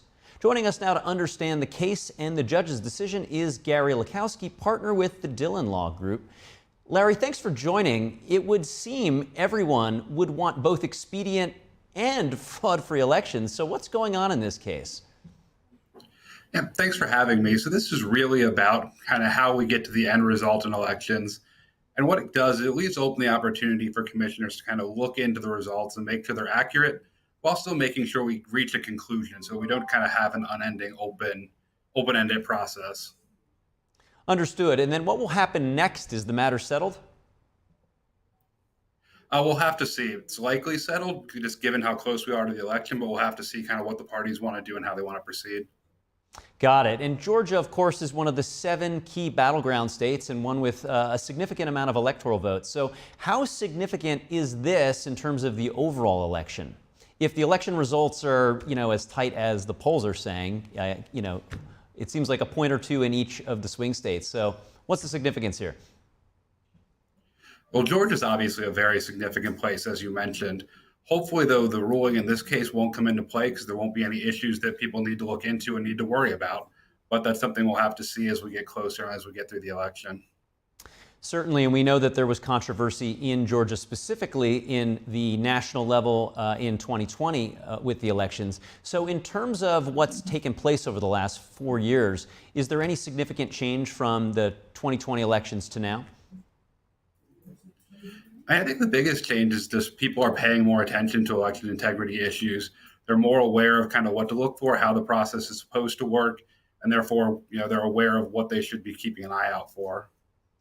Yes, even going back to 2000 with Bush versus Gore and the election being settled in the courts, has this been just a progression since that particular election? In some ways, yes. It's been kind of interesting. It's one of those things that kind of comes and goes depending on how close an election is. After Bush v. Gore and after the 2000 election, you had a wave of legislation in Congress and other places to try to fix the electoral system so that you didn't have the problems you had in Florida. Those reforms kind of created their own new issues that sort of weren't anticipated or weren't fully anticipated at the time. And then we've been kind of working through those ever since. And it comes up anytime you have a close election, because anytime there are little differences, those can make a difference in those types of elections. Got it. And Gary, as we finish up, the lawsuit was brought by a Republican. The judge was appointed by a Republican. Is this a Republican on Republican issue? Where are the Democrats particularly in this instance? I mean, I want to characterize it as a Republican on a Republican issue. I think it's a disagreement in how you carry out the law and how you view the different statutes. Understood. Well, thank you for joining us, Gary Lakowski, partner with the Dillon Law Group. Thanks. Israel today attacking a government building in southern Lebanon, killing local officials. That's as more humanitarian aid is being transported into Gaza. NTD's international correspondent Arian Pazdar has the Middle East update. Israel launched an airstrike on the municipal headquarters of a major town in South Lebanon. Lebanese authorities say the attack killed the mayor and at least 5 others. Israel's military says it hit dozens of Hezbollah targets in the area and dismantled underground infrastructure. Israel had issued an evacuation order for the town before the strikes. The Israeli defense minister defends Israel's operations in Lebanon. Hundreds or even thousands of missiles came from this area across the entire zone. It shows us what situation we have been in. Also on Wednesday, the Israeli army says a barrage of around 30 rockets crossed from Lebanon into Israel. The majority of them were intercepted by Israeli air defense systems. And video released by Israel appears to show more humanitarian aid headed to northern Gaza. Officials say the shipment includes 50 trucks with medical supplies, shelter equipment, and more. Israel's UN ambassador said this on Wednesday. The problem in Gaza is not lack of aid. The problem is Hamas, which hijacks the aid, stealing, storing, and selling it to feed their terror machine, while civilians suffer. On Tuesday, the US confirmed that it sent a letter to Israel, urging them to allow more aid into Gaza. US law doesn't allow the military to support countries which are withholding humanitarian aid. Arian Pazdar, NTD News. Ukrainian President Volodymyr Zelensky today finally presenting what he calls a victory plan. This comes amid Russian troops advancing in the east and the winter months approaching. Zelensky presented the plan before Ukraine's parliament. It contains 5 main points which all rely on Ukraine's allies. The first 2 points call for an unconditional invitation to join NATO and specific military aid. His third point concerns the need for Ukraine to acquire non-nuclear deterrence weapons. Zelensky did not elaborate on what exactly that would be. The plan also includes Western countries defending Ukraine's natural mineral resources from attacks. And lastly, post-war reconstruction pledges. Ukraine's partners have already been presented with this plan of ours. They approached it very practically and carefully. Our teams are now focused on details for effective support. A Kremlin spokesperson said that it is too early to comment in detail on Zelensky's plan, but he added that Kyiv needs to, quote, sober up and realize the futility of the policies. The spokesperson also said that Ukrainian plan was probably similar to the U.S. plan. He described this as the U.S. using Kyiv to fight Russia until the last Ukrainian. The Kremlin suggests Washington is fighting a proxy war against Russia via Ukraine. A fuel truck rolled over in northern Nigeria last night after the driver lost control of the vehicle. Authorities say the ensuing explosion killed at least 147 people. Just a warning, the following footage may be disturbing to some viewers. Police say that 50 wounded bystanders were taken to local hospitals. A mass burial was held today. The accident is one of the most severe in recent times in Africa's most populous nation. Many roads in Nigeria are poorly maintained and are riddled with potholes. The resulting accidents claim scores of lives every single year. Last month, a fuel truck collided with another vehicle. That accident killed at least 48 people. Britain has proposed a controversial bill to allow assisted dying for the terminally ill. Campaigners in favor want the choice to end their lives, but those against worry it will become a slippery slope and impact the most vulnerable in society. NTD's international correspondent Malcolm Hudson is in London and sent us this report. A controversial bill formally enters British Parliament. Terminally ill adults end-of-life bill. If this bill is passed into law, doctors will be allowed to help end the lives of terminally ill patients in England and Wales. What is called assisted dying, assisted suicide or euthanasia. Under various British laws, euthanasia and encouraging someone to commit suicide are criminal acts. But Labour Party politician Kim Leadbeater wants to change this. You can have brilliant palliative care, and that's really, really important that is part of this conversation. We've got people working in hospices and settings up and down the country helping people at the end of life. But for some people, palliative care is not going to ease their pain and suffering, and they are asking for the choice to have an assisted death, and I think they should be given that choice. This bill will be about terminally ill adults with 6 months or less left to live. Leadbeater said she's nervous about expanding the parameters of the bill and wants stringent criteria for who it will apply to. TV presenter Esther Ranson has campaigned in favor of assisted dying. She has advanced lung cancer and says pro-campaigners just want the choice. Prime Minister Keir Starmer has previously supported assisted dying, but has also said the government will remain neutral on the issue. But some, such as former Member of Parliament Ian Paisley Jr., worry the bill could quickly become a slippery slope. You know, if this comes into law, Parliament will lose control. This will not be for a very specific small group. Parliament will lose control, and eventually this will move to every sector of society. And he points to Canada as a warning, which legalized medically assisted dying nearly a decade ago. First only for the terminally ill, within a few years it expanded to reasonably foreseeable death. And since then it has gone further, with reports of people with depression or disabilities being offered an assisted death. Andrea Williams, the chief executive of Christian Concern, said similar things have happened in other nations which allow euthanasia. On these gravestones behind us, you can see that in the Netherlands, euthanasia has expanded to kill children. You see that in Oregon, 43% of the euthanized felt that they were a burden. You see these very strong stories, real stories of people who were depressed and chose to commit suicide without the family's knowledge. Professor of Values in Health and Social Care Peter Kevin said there's a problem with the idea of consenting to assisted dying. I'm not personally convinced that people make choices as clearly as that, particularly when they're under stress, when they're unwell, when there are family pressures and financial pressures to be considered. I'm not sure that free consent is a sufficiently strong justification for assisted dying. The assisted dying bill will be debated in Parliament at the end of November. Malcolm Hudson, NTD News, London. A chip war between the U.S. and China is running high. A Beijing-backed organization is targeting products from American chipmaker Intel.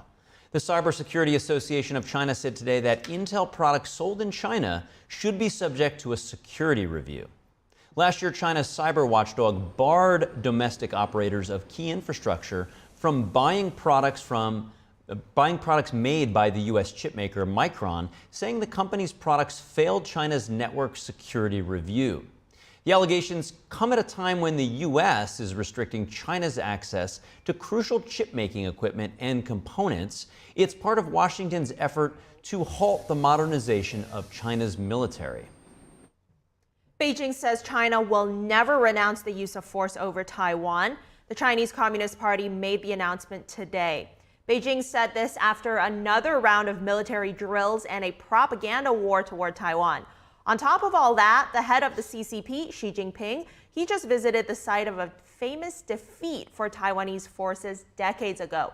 But Beijing said the announcement is only aimed at the interference of so-called external forces and a very small number of Taiwan separatists. The United States is a major arms supplier to Taiwan, and anyone supporting Taiwan's sovereignty and who rejects Beijing's claim to the island is considered a separatist by the CCP. That includes Taiwanese President Lai Ching-te. Coming up, NTD's 7th International Piano Competition wrapped up its first day of preliminaries after performances from musicians from across the globe. That's right, and researchers have discovered a distant disk galaxy that has surprisingly similar characteristics to our own Milky Way. Stay tuned for all of that.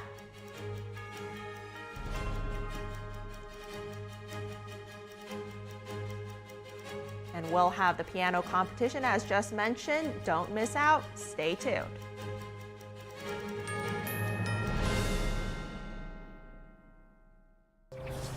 You see certain things get reincarnated in your children. My daughter is very much inspired by my wife's artistic pursuits. So my daughter started making necklaces. She makes what we call affirmation fashion. I tell her every day that your black is beautiful. Your black is beautiful. Your black is beautiful.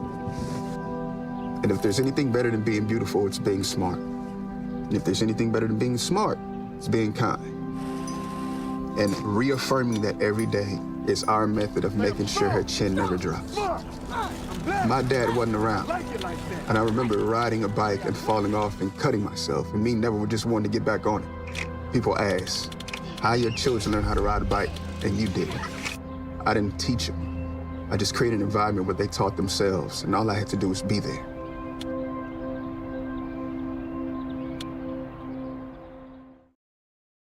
Come to the Mathis Design Studio, the premier destination for designer furniture. See the latest trends from top brands with heirloom quality pieces for every room in your house. Whether you're redecorating a single room or furnishing an entire home, we have the styles you'll love. Plus, enjoy fast, complimentary delivery.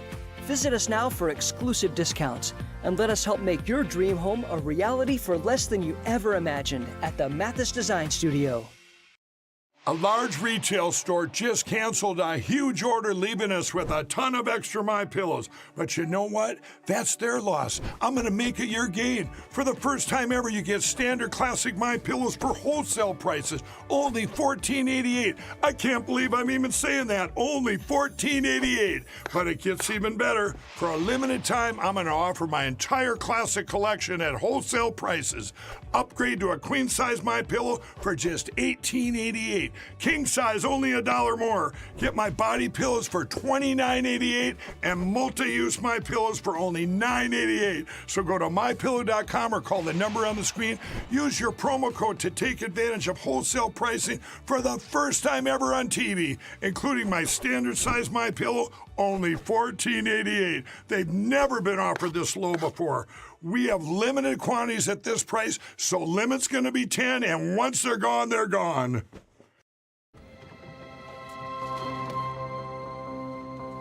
The impact of a meal goes well beyond feeding our bodies. Because when people are fed, futures are nourished. Everyone deserves to live a full life. And with your help, together we can end hunger. Join the movement at feedingamerica.org/act now.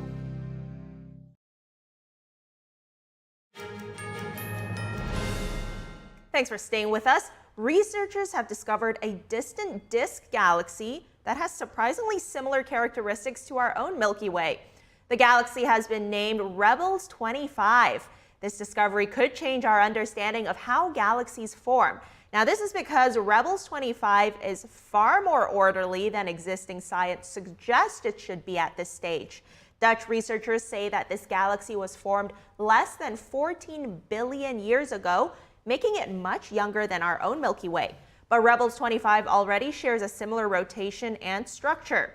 The team also found data that hints at even more developed features, such as spiral arms. Researchers will publish their findings in an astronomical journal soon. Atlanta is set to host the Super Bowl in 2028 at the home of the Falcons. The NFL made the announcement yesterday following a vote of approval by the full league ownership. They have been known on a global basis as the city that can make things happen, brings great events, reflects the best of America and the best of this country.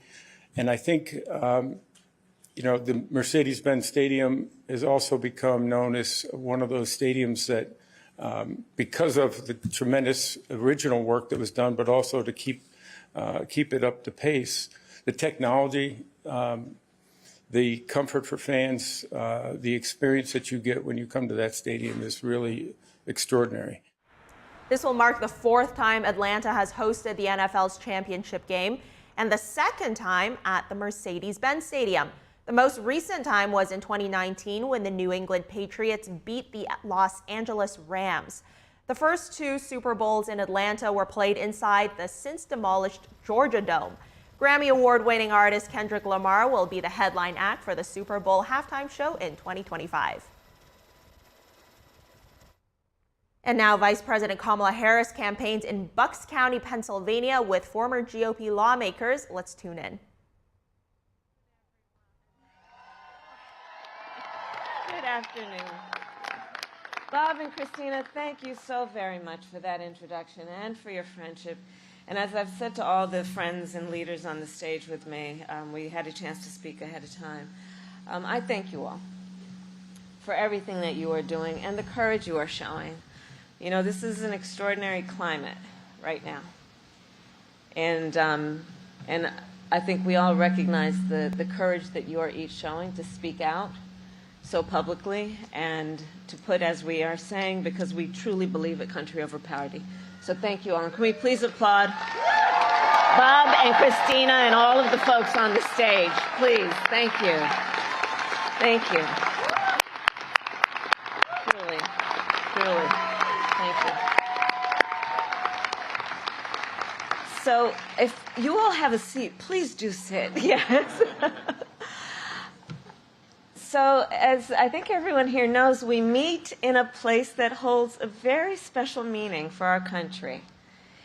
Here on Christmas night, 1776, General George Washington and over 2,000 troops crossed the icy Delaware River in darkness, then marched to Trenton, where they surprised an outpost of enemy soldiers and achieved a major victory in the American Revolution.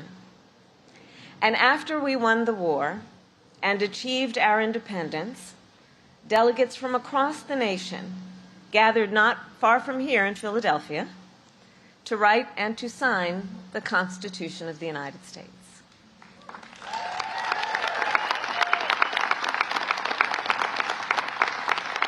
And we remember and reflect on what that moment was, knowing that leading up to that work to write, to compose the Constitution of the United States, that work was not easy. The founders often disagreed, often quite passionately. But in the end, the Constitution of the United States laid out the foundations of our democracy, including the rule of law, that there would be checks and balances, that we would have free and fair elections, and a peaceful transfer of power.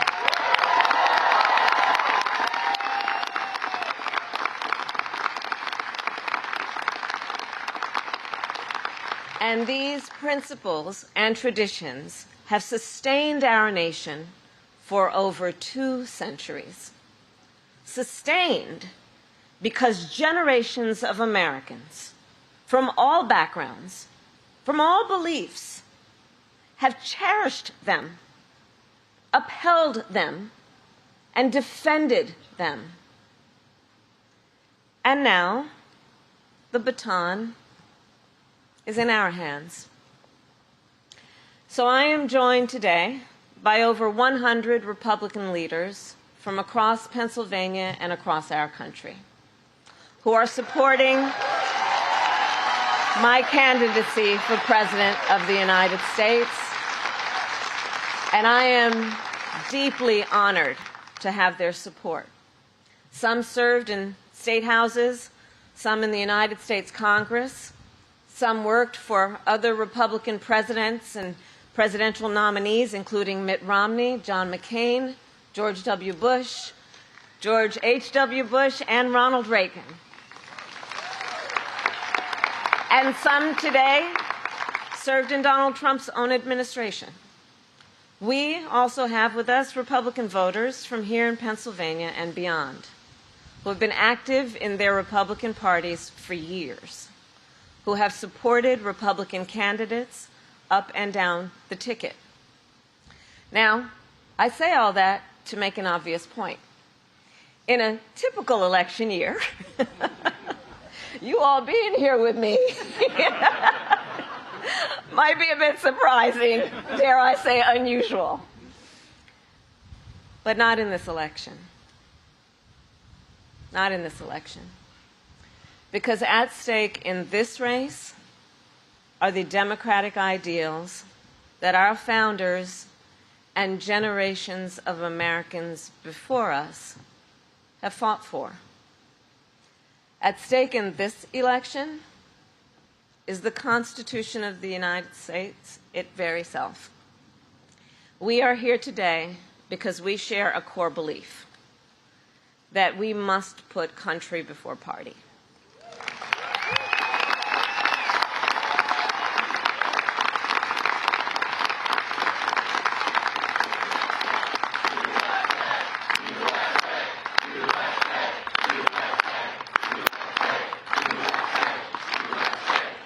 Indeed, because we chant that with such great pride, because we all know we all have so much more in common than what separates us.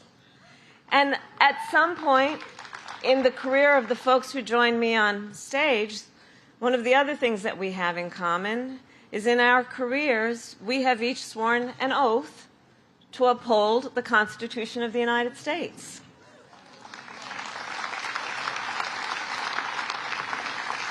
And so we know that sacred oath must always be honored and never violated, and that we should expect anyone who seeks the highest office in our land would meet that standard. We here know the Constitution is not a relic from our past, but determines whether we are a country where the people can speak freely and even criticize the president without fear of being thrown in jail or targeted by the military.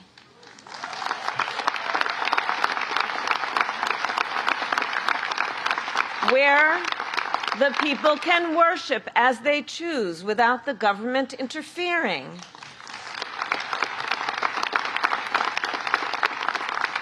Where you can vote without fear that your vote will be thrown away.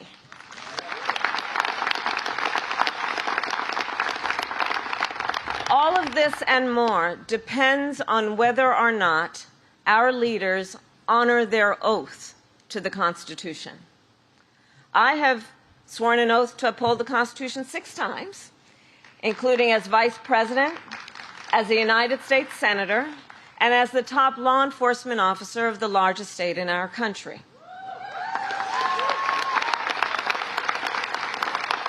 And I have never wavered from upholding that oath.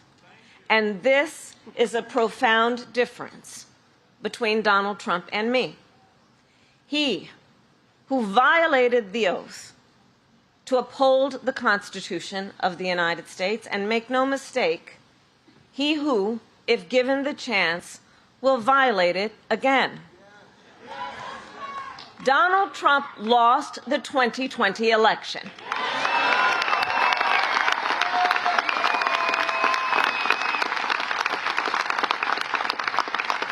And he refused to accept the will of the people and the results of a free and fair election. He sent a mob, an armed mob, to the United States Capitol, where they violently assaulted police officers, law enforcement officials, and threatened the life of his own vice president. And he refused to engage in the peaceful transfer of power. Were it not for the courage and patriotism of Vice President Pence that day, Donald Trump might have actually succeeded in overturning the will of the American people. Let's reflect on that. And now, Donald Trump is telling us how he intends to use power if he is elected again.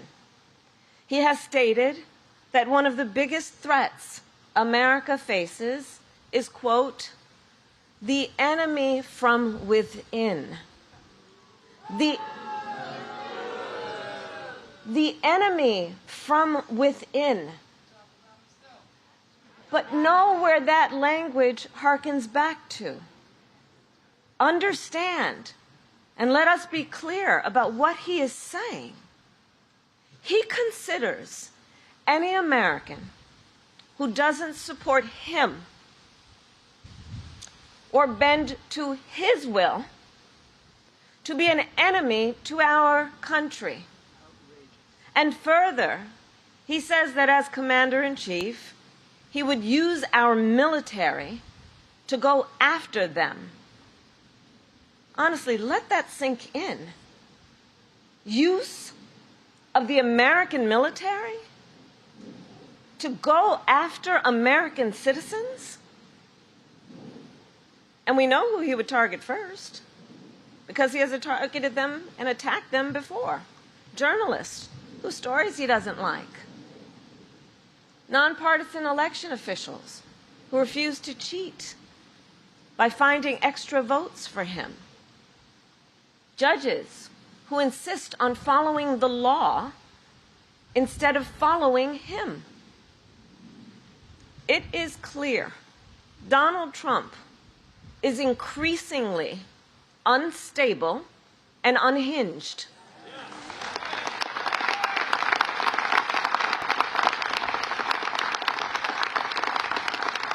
And he is seeking unchecked power. Consider what his closest advisors have said. His national security advisor, 2 defense secretaries, his former chief of staff, his own vice president, all have warned America Donald Trump is unfit to serve. Or listen to General Milley, Donald Trump's top general. He has called Trump, and I quote, fascist to the core, and said, quote, no one has ever been as dangerous to this country. So think about that. General Milley served in uniform for more than 40 years, commanding American forces around the world.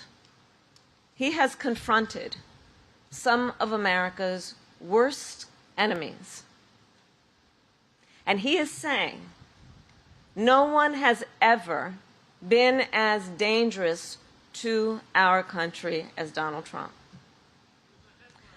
America must heed this warning, because anyone who tramples on our democratic values, as Donald Trump has, anyone who has called for the, quote, termination of the Constitution of the United States, as Donald Trump has, must never again stand behind the seal of the President of the United States. Never again. That there we are seeing Vice President Kamala Harris speaking at an event in Washington Crossing, Pennsylvania, a very historically important location, I may add. That's right. It seems like she's looking to take a tone change with the campaign from last week, where it was mostly about her economic policies and things that she wants to do to stimulate the economy. But now picking a very historic place, the place where Washington crossed the Delaware on Christmas, the famous painting, of course, signifying the turning point in the Revolutionary War, using that as the place to attack Trump as being a threat to democracy, and going back to some of the rhetoric that had been used about the January 6th event. In joining her were over 100 Republicans who are supporting Harris. Yes, very interesting point you make there, Carrie. Of course, it is still going on, but we will be moving away from that event now to another press conference with the extended family of the Menendez brothers from a very famous murder trial back in 1989. They are holding a press conference now calling for the release of the brothers. Yes, the prosecutors are reviewing new evidence to determine whether they should be serving life sentences for killing their parents. Let's tune in. Or you could do what they've done, which is create programs, counsel people, develop amazing programs, mentoring people, go to college, get degrees. Lyle, in fact, graduated from the first ever class in June. I watched it. of a combination of UCI along with the Department of Corrections, the first class, Mr. Friedman and I were there, of 22 prisoners who got their BA degree while in prison, and a bunch of them life without parole. So there is an idea that there is redemption. There is an idea with their green space project of rehabilitation. I will tell you, in over 40 years of doing this, I have never seen the amazing exemplary rehabilitation and mitigation evidence that we have now presented to the DA's office. We're going to hear from the family today briefly, and I will tell you, I'll give you kind of a coming attraction. I will start with Anna Maria. She will tell you exactly the genealogy. We have over 20 relatives, both Kitty and Jose's sides of the family. This is virtually unprecedented in my practice, and I would dare say it anywhere, that 20 family members on both sides, victims, constitutional victims under Marcy's law, are here to urge the DA to resentence. When, after they're finished speaking to you today, we will then, Mr. Friedman will take them across the streets of the Hall of Justice, and they will go through what Gascon does in resentencing, and they will meet with the resentencing unit. They will, under the California Constitution, Marcy's law, they will voice their opinion on why they believe it's time that these gentlemen come home. That they've spent over 35 years, and I've said it once, I've said it twice, if they were the Menendez sisters, they would not be in custody. We have evolved, it's time, and without further ado, I'm going to introduce Anna Maria, who's going to come up and speak. Good afternoon, everyone. Buenas tardes. My name is Anna Maria Baralt. I am the niece of Jose Menendez. I stand before you today not just as a member of the Menendez family, but as someone who believes in truth, justice, and healing. Before I get started, I just want to say that I know this is an election season, but for us, this is not a political issue. This is about truth, justice, and healing. On behalf of our whole family, it is my honor to formally introduce our new coalition, Justice for Eric and Lyle. Like so many others, I struggled to process the events of that fateful August day and the loss that I felt. Over time, it became clear that there were two other victims there on that day, my cousins Lyle and Eric.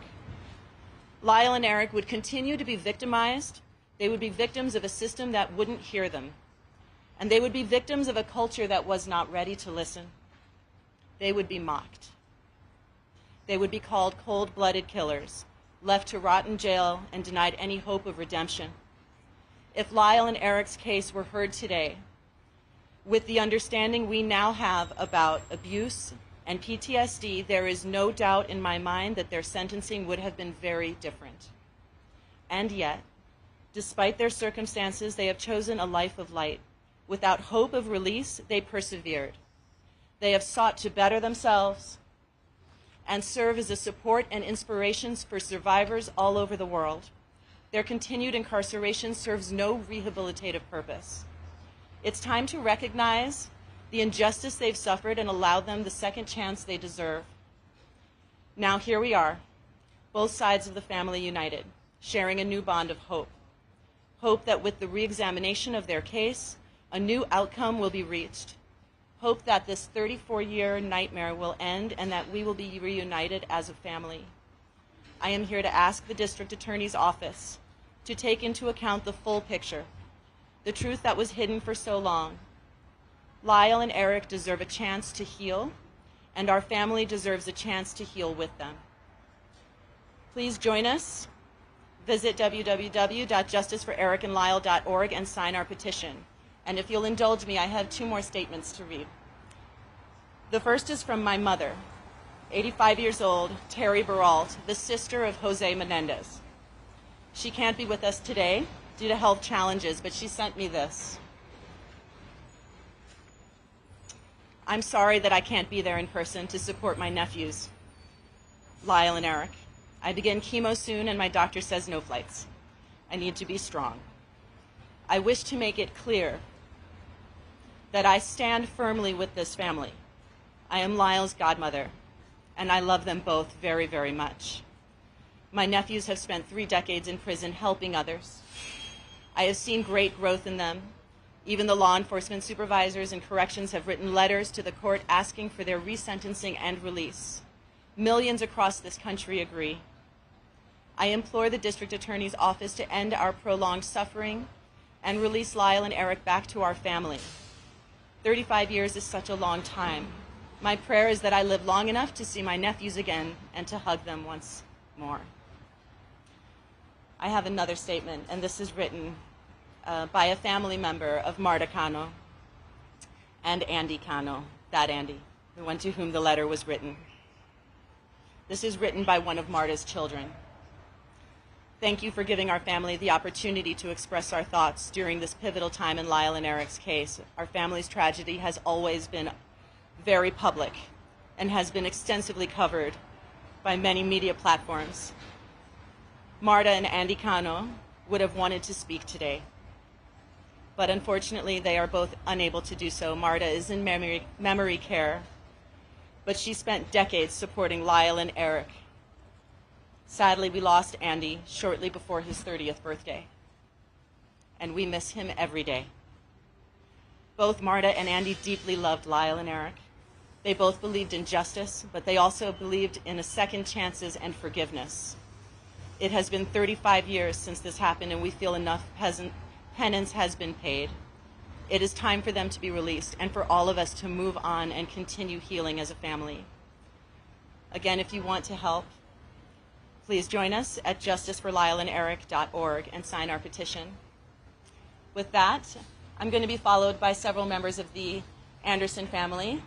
First will be Alan Anderson. He's the nephew of Kitty Menendez. That there is the family of the Menendez brothers rallying in support of those 2 men, calling on their release. This, of course, following the 1989 murder of both of the Menendez brothers' parents. Indeed, their attorney as well as their family are claiming that the sentence would not have been so harsh in today's day and age because of the alleged abuse that they suffered. Yeah, that's right. And so this is an ongoing conversation. Moving on, the chip war between the U.S. and China is escalating. American chipmaker Intel is now the target. Football legend Tom Brady, meanwhile, now an owner of the Las Vegas Raiders. Hear what he has to say about that. Stay tuned.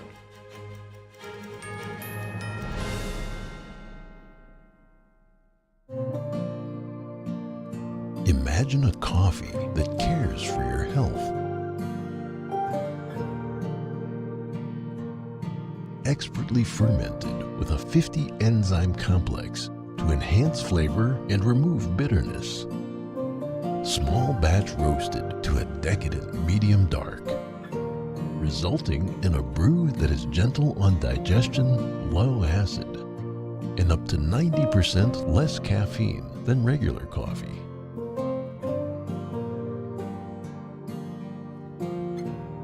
Try America's first enzyme fermented coffee today.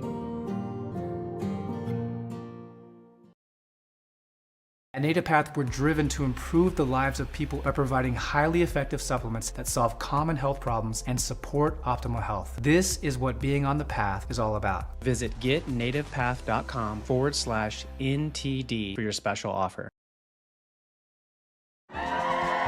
The Kindness is Cool Video Awards are back for their 2nd year.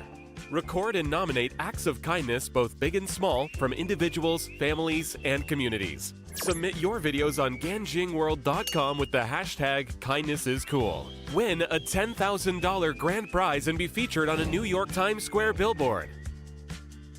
Visit ganjingworld.com and start sharing today. Kindness is cool.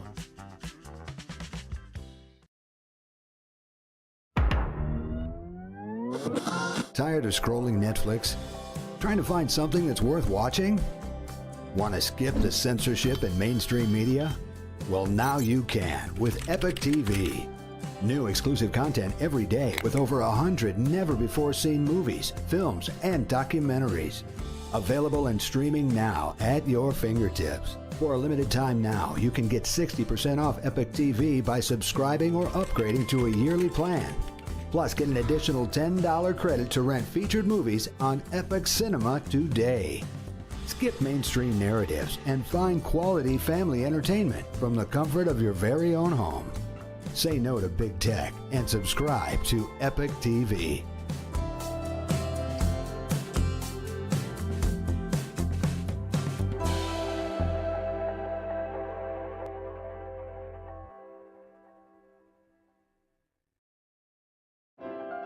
The 7th NTD International Piano Competition will take place at the Kaufman Music Center in New York City. Pianists from around the world will come together to revive the great piano masterpieces. Join us on this uplifting journey. The semifinals, finals, and the winner's concert will be open to audiences and live streamed from October 17th to the 19th. Get tickets now at 212-501-3330.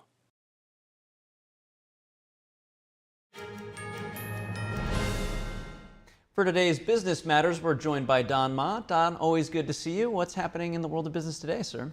Yeah, always great to see you guys as well. So actually, let me start off with China, some news there. A chip war between the US and China running high here. A Beijing-backed organization is targeting products from American chipmaker Intel.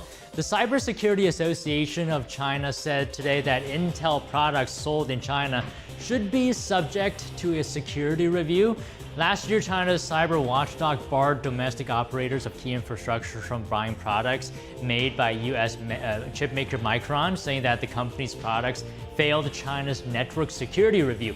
And the allegations come at a time when the US is restricting China's access to crucial chip-making equipment and components as part of Washington's efforts to halt the modernization of China's military. And a major error for the largest listed company in the Netherlands, ASML, has confirmed it accidentally shared its third quarter earnings early due to a technical error.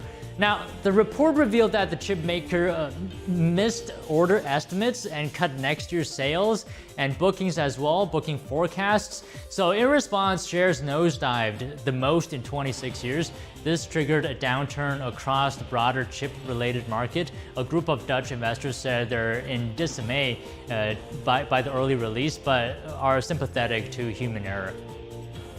Germany's biggest airline, Lufthansa, has been fined $4 million for discriminating against Jewish passengers.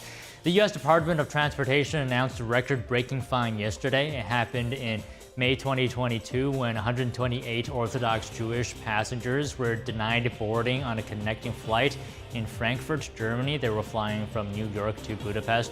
Lufthansa apologized for the incident, saying it resulted from a series of inaccurate communications and misjudgments. But the DOT said the airline treated them as a group, adding, quote, they're prepared to investigate and take action whenever passengers' civil rights are violated.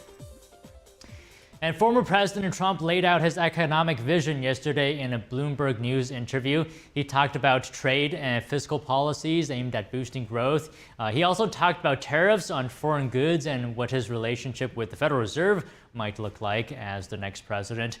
Now, critics are arguing that these proposals could increase consumer prices, worsen inflation, and further balloon the national debt. Earlier, I spoke to Michael Busler. He's a finance professor at Stockton University and a public policy analyst. I talked to him about this topic. So a lot to digest through here. I'll start off with this. Let me ask you, can tariffs bring back American manufacturing? That is without driving up consumer prices and harming small businesses, because they do rely on global supply. Absolutely. So, and thanks for having me. As you know, it's my pleasure to be here. So tariffs can bring some of the manufacturing back. It may put some upward pressure on prices. But when Trump put the big tariffs on last time on steel, we saw steel production in the U.S. go up, and there was not much of an impact on inflation. Look, the reason that we're making so many goods in places like China and other parts of Asia is that their labor costs are so low that we can make products over there, bring them back over here, and sell them at a lower price. that leaves us vulnerable to some supply chain disruptions. So what President Trump says is, I'm going to put a tariff on. It'll raise the price of goods being imported into the country. Then they'll be more expensive than the goods made here in the U.S. So that will encourage companies to start making things back in the U.S., and we'll see more increased production of goods. When Trump got into office in 2016, he took a look at every one of our trade agreements, and they were all imbalanced in favor of the other side. For instance, with China, we put a 10% tariff on cars made in China and brought into here. Cars made in the U.S. and sold in China, they put a 25% tariff. For whatever reason, on Corvettes, they put a 50% tariff. So Trump said, look, let's just make this fair. If you're not going to reduce the tariffs on our goods coming in, we're going to raise the tariffs on your goods coming into our country. There may be some upward pressure on price. I don't think it'll be significant, but the benefit will be, we'll bring a lot of manufacturing back to the U.S. where it should be. But what about small businesses? They make up most of the economy. Can companies relocate without causing disruptions or pressure on their business? It's a bit more difficult for smaller businesses, right? Yeah, but smaller businesses may benefit by this because there may be some products that they like to sell, but the products made in China are just so much cheaper. Now the products made in China are not going to be cheaper, so that'll open up the market for domestic companies. I think overall, this will have a positive impact on the economy, and it'll make some of our trading partners deal more fairly. We had a problem with NAFTA. Trump renegotiated that. Now we have something that's fair. Same thing with South Korea and Japan. He came up with new trade agreements that were fairer, and he said, I'm going to put big tariffs on unless you do this, and they were able to then comply with something that benefits the American public. So here's the other part of tariffs. The reality is that it could spark a trade war leading to maybe higher prices for consumers and maybe even job losses. Is there a risk here? There's certainly a risk of that. I don't think will happen because while we depend on China and other Asian countries for a lot of goods, they depend on us to buy all those goods. So if we weren't buying their goods anymore, that would cause them economic hardship. And countries like China are having a very difficult time with their economy right now. They haven't really recovered from the COVID shutdown. So there is a risk. I think the rewards outweigh any of the risks. And another aspect is that the U.S. needs allies. So, I mean, would aggressive tariff policies alienate some allies when the U.S. maybe perhaps needs support to counter China, for example? Not if the trade agreements and the tariffs are fair. So if we're going to put a 10% tariff on their goods and they put a 10% tariff on our goods, that's fair. What happens now is that the tariffs that other countries put on our goods are much higher than the tariffs we put on. Nobody wants to get into a trade war, the U.S. or any of our allies. And it's important that we work with our allies. So we did renegotiate deals with Japan and South Korea, as I mentioned before. And I think the threat of tariffs will bring people to the table to come up with a fair trade agreement rather than these imbalanced ones that we now have. All right, Michael, that's all the time we have today. Thank you very much again for coming. Always my pleasure. Thank you for having me.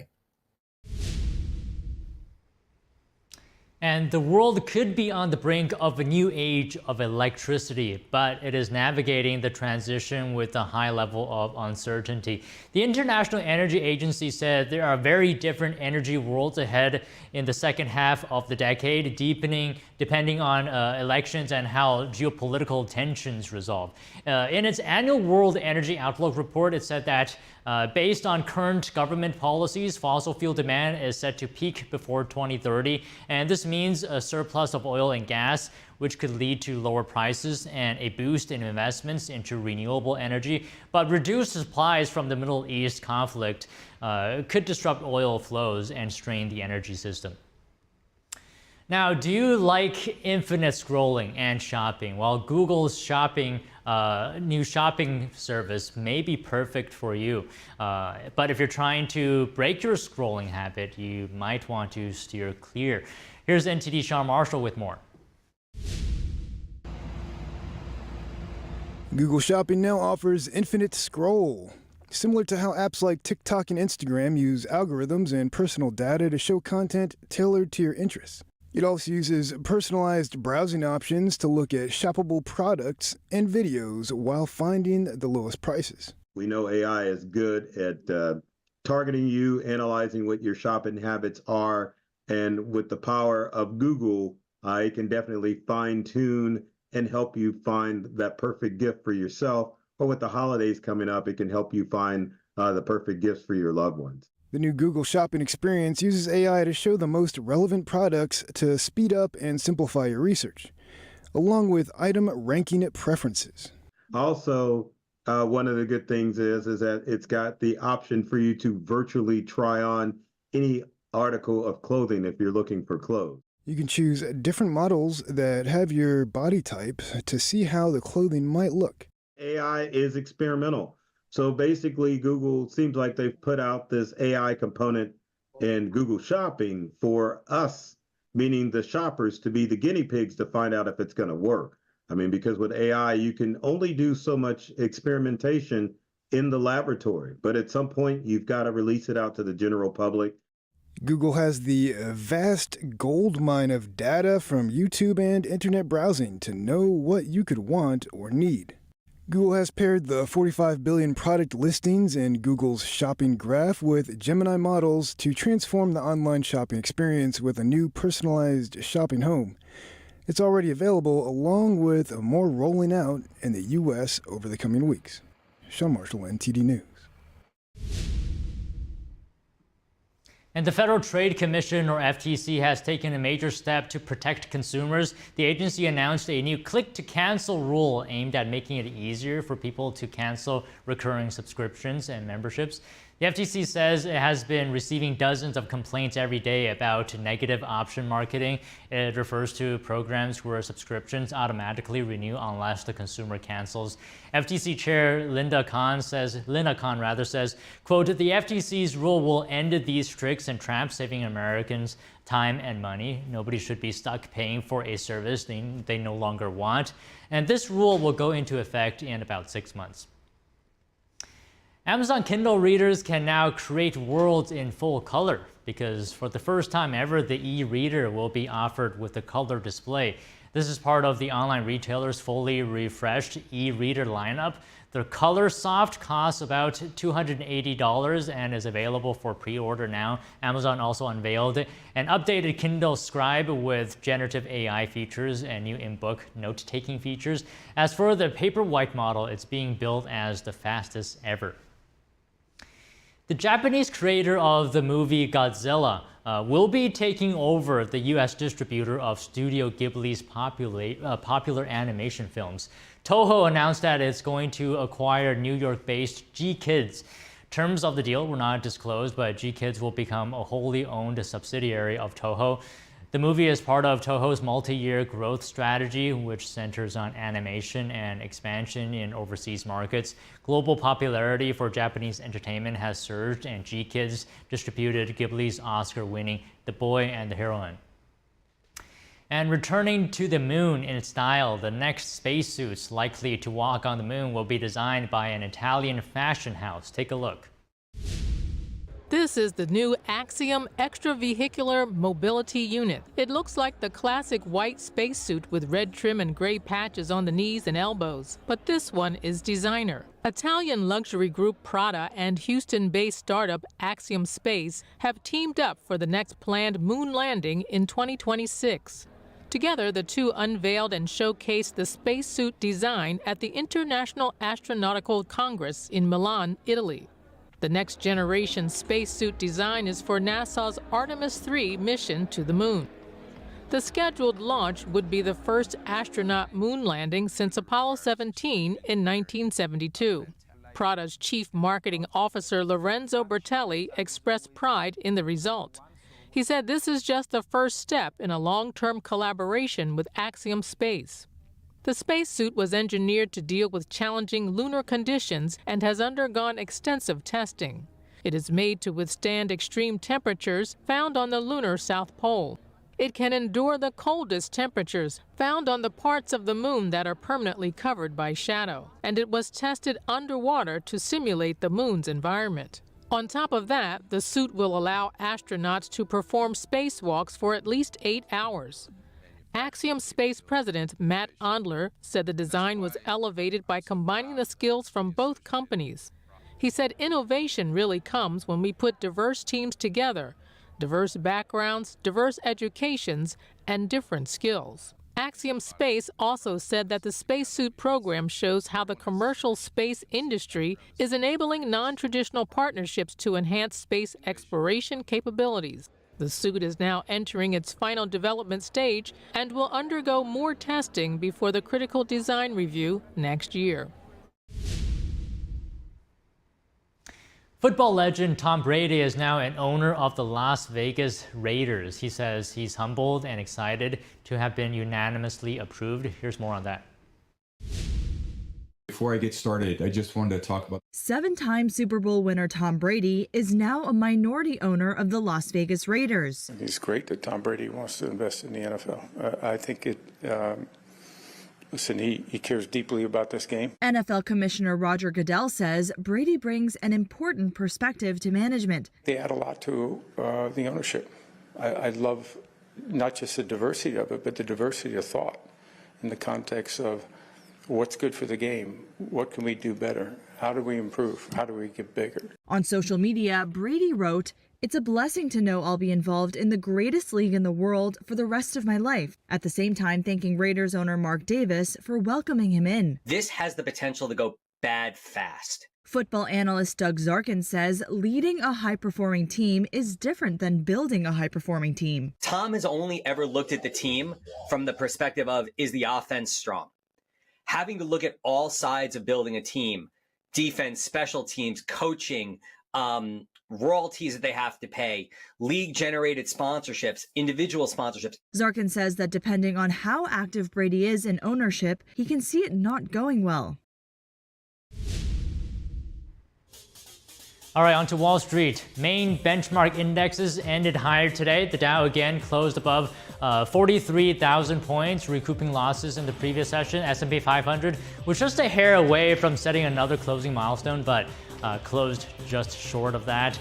It was a broadly positive day for Wall Street, and it was financial stocks which led the way. Gains in the so-called Magnificent Seven group of tech stocks have driven most of Wall Street's record-breaking run this year.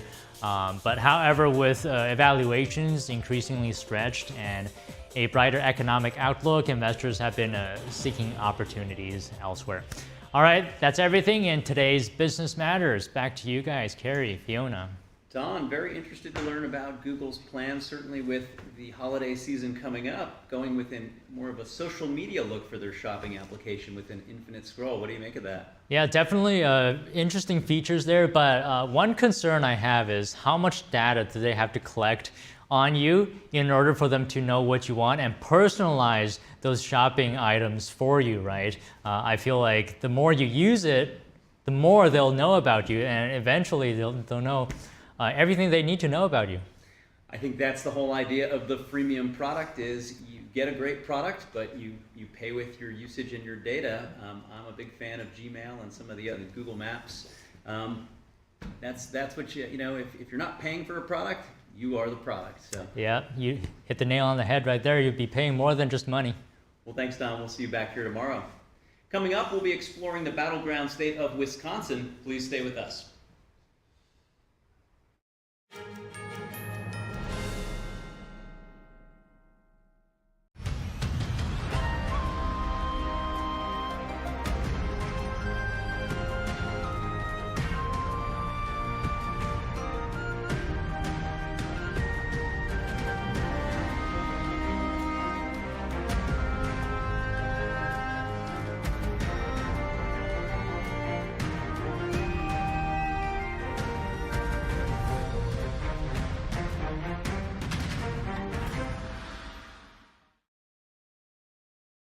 Hi, I'm Susan Lucci. You may know me from my many years on television. I never thought about heart disease until I had my own heart event. I felt this slight pressure on my chest, just slight. I thought, oh, it's nothing, it'll go away. I didn't get it. I did not get it. But a few days later, while shopping at a boutique, that pressure returned, much stronger. It felt like an elephant pressing on my chest. I had a 90% blockage in my main artery and a 75% blockage in the adjacent artery. I was rushed into surgery where I received 2 stents in my arteries. Stents developed through research funded by the American Heart Association. Those stents saved my life. That's why I'm in front of you today, asking you to join me in supporting the American Heart Association by becoming a monthly donor. Call now or go to helpheart.org.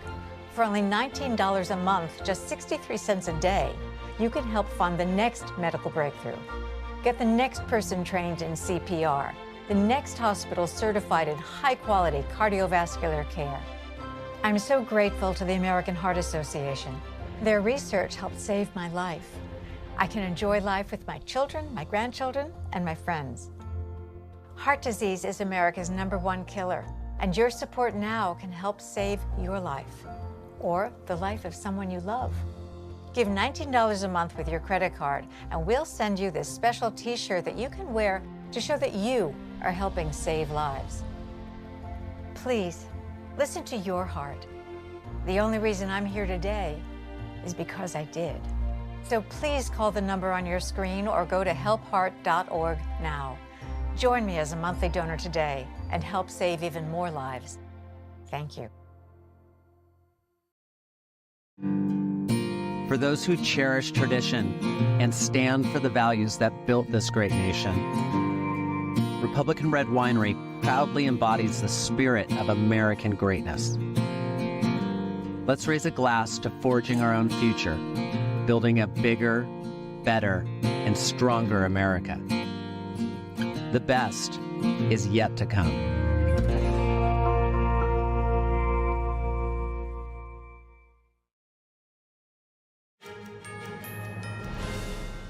Thanks for staying with us. Continuing with our coverage of the upcoming presidential election, which is just 20 days away, Wisconsin. Now, it is a swing state with a lot of local battlegrounds, and NTD's election data analyst Kevin Hogan is at this. Kevin, good to see you. Tell us what's going on.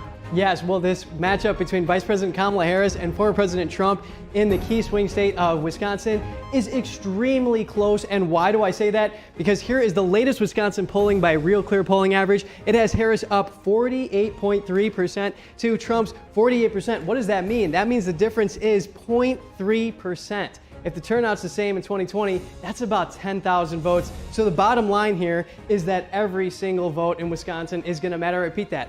Every single vote in Wisconsin is going to matter. So now when we look back into history to find out where some of these battlegrounds are, we see some Wisconsin swing counties. These are pivot counties. Look, they were blue in 08 when they picked Obama twice, and then 2012, and then Trump. 2016, they pivoted to the Republican Party. You got 206 pivot counties in the country. 23 of them are in Wisconsin, densely concentrated in western Wisconsin. Why do we look at these? Well, because Ballotpedia says that these pivot counties have gone with the eventual winner of the presidential race 3/4 of all elections going back to 1960. Really important here. Democrats love western Wisconsin and really investing a lot in there because they've made such gains with these white rural voters that they weren't able to get in similar counties in the country and in other parts of Wisconsin. Republicans like this area. Why? Well, as you can see, it is red. They have pivoted to the Republican Party. Now let's just take a couple. Forest County, for example, and a couple of these other ones. Racine, we're going to look at this. Look at this. Wisconsin swing counties, these are again pivot counties. Forest County, for example, we got 3.25 million votes in 2020 in Wisconsin. 5,000 votes, not that much, but look, 46 points. That's how much Forest County swung from Obama's first run to Trump's second run in 2020. That is very significant. A lot of swing voters in that area, very winnable. Now, Winnebago County, a lot more votes. Look, almost about 100,000 votes, very significant considering the tight race. 16-point swing from Obama to Trump, very significant. Double digits here. Same story with Racine County, about 100,000 votes, double-digit pivot to the Republicans from the Democrat Party. Now, are there any pivot counties that boomeranged and went from Obama, Democrat, to Trump, Republican, and then back to Democrats? That's what you're looking at right here. Wisconsin swing counties that have boomeranged from Democrat to Trump, Republican back to Democrats when they picked Biden in 2020. Biden carried both of these, Door County and Sauk County, by about 1.5 percent margin. So it's very, very close. I mean, just look at Door County. The margin was about 292 votes. I mean, that's extremely close. And according to Professor Barry Burden, he's the director of the Elections Research Center at the University of Wisconsin-Madison.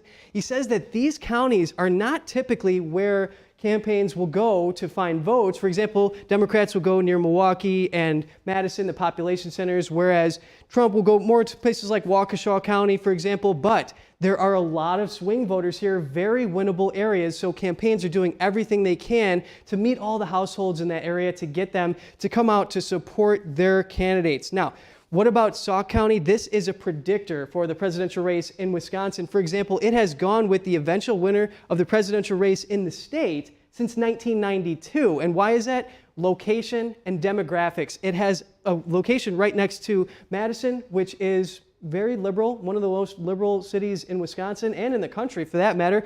And it also has a lot of these white voters that don't have college degrees. Remember, that was what propelled Trump to the White House and allowed him to put up a good fight in 2020 when he lost to Biden. Door County, this is a national predictor somewhat. It has gone with the eventual winner of the presidential race across the country every election since 1996. Extremely important. Now, let's go back to Western Wisconsin. What's near Western Wisconsin? Minnesota. Who is from there? That is Governor Tim Walz. He's Vice President Kamala Harris's running mate. Now, there are hundreds of thousands of Wisconsin voters in Western Wisconsin that are in media markets that are centered in Minnesota. So we ask, what will be the influence, what will be the impact of the influence of those media organizations and from the Walz home state of Minnesota on Wisconsin? Look, you got the Minneapolis-St. Paul, the Twin Cities media market right here. And then you have Duluth Superior media market above it. And now the Eau Claire Lacrosse, that is centered in Wisconsin, but there is reason to believe that part of that media market is influenced by media in Minnesota as well. So now, you take these Twin Cities media market, look at this. Trump was carrying this by about 20 points in 2020, a combined average, but he lost some of these counties up here. This is, for example, Superior, Wisconsin, like little blue dots up in that area.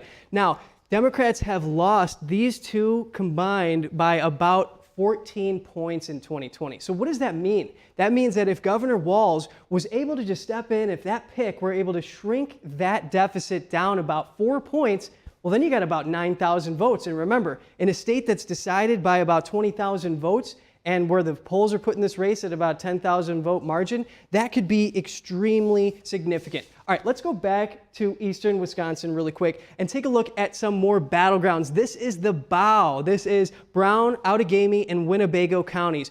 Trump carried this by about 7 points in 2020. You can see they're all red because Trump carried it individually, but combined 7 points. Very competitive. Now look at this. This is the Fox Valley Population Center.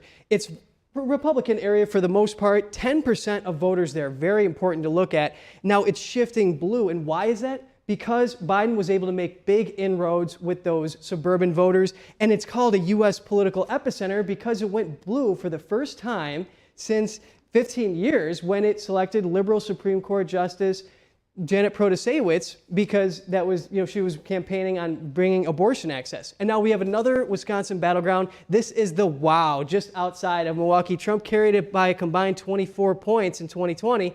And this is Waukesha, Ozaukee, and Washington counties. Where is this? This is the outer Milwaukee metro. It's predominantly Republican, 12% of the vote. Can't neglect that. GOP margins eroding because, again, inroads with those suburban voters that Biden picked up. But what about the midterms? Does that tell us anything about here? Well, Republican incumbent Senator Ron Johnson was able to improve in 2022 on Trump's 2020 margins by about a few points. So it's showing a little bit of a rebound there. And that's what we have for our swing state wrap up. Back to you, Carrie and Fiona.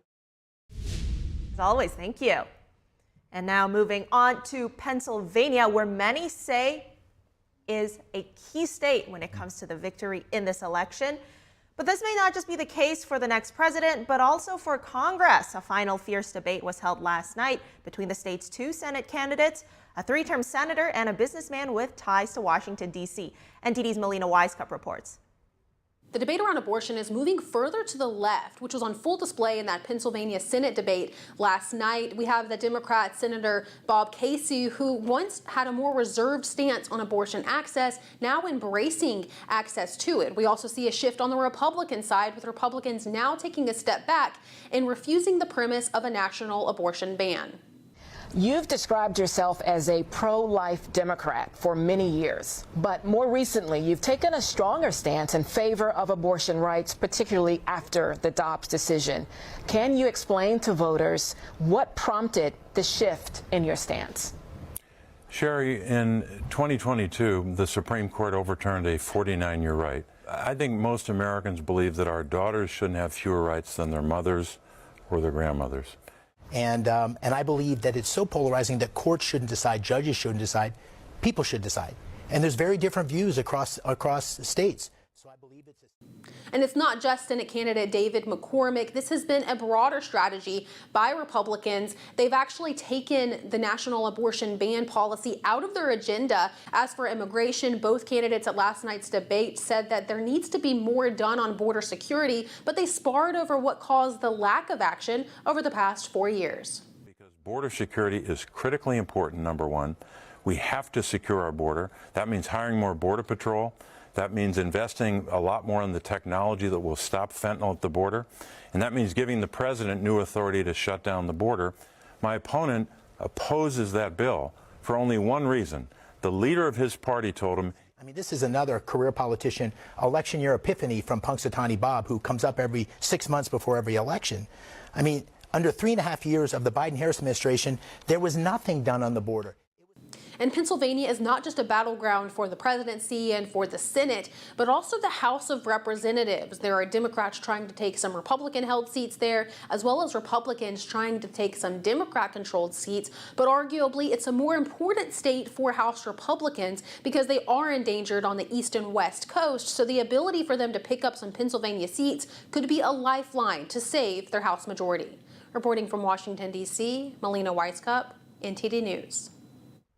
Remembering Ethel Kennedy, the widow of former Senator Robert F. Kennedy and sister-in-law of the former President John F. Kennedy. That's right. President Biden and other former presidents, including and loved ones as well, were among hundreds at her memorial service today in Washington, D.C. And now NTD's Washington correspondent Jack Bradley joins us live from the White House. Jack, in this time of mourning, what was said about Ethel Kennedy's legacy? I mean, what wasn't said? It was a very heartfelt moment. We saw emotions from a very low, remembering her and mourning, to what became a very lively crowd when we saw Sting, the artist Sting, as well as Stevie Wonder perform at the eulogy. President Biden, former Presidents Barack Obama, as well as Bill Clinton and former House Speaker Nancy Pelosi all spoke about her enduring spirit. Take a look.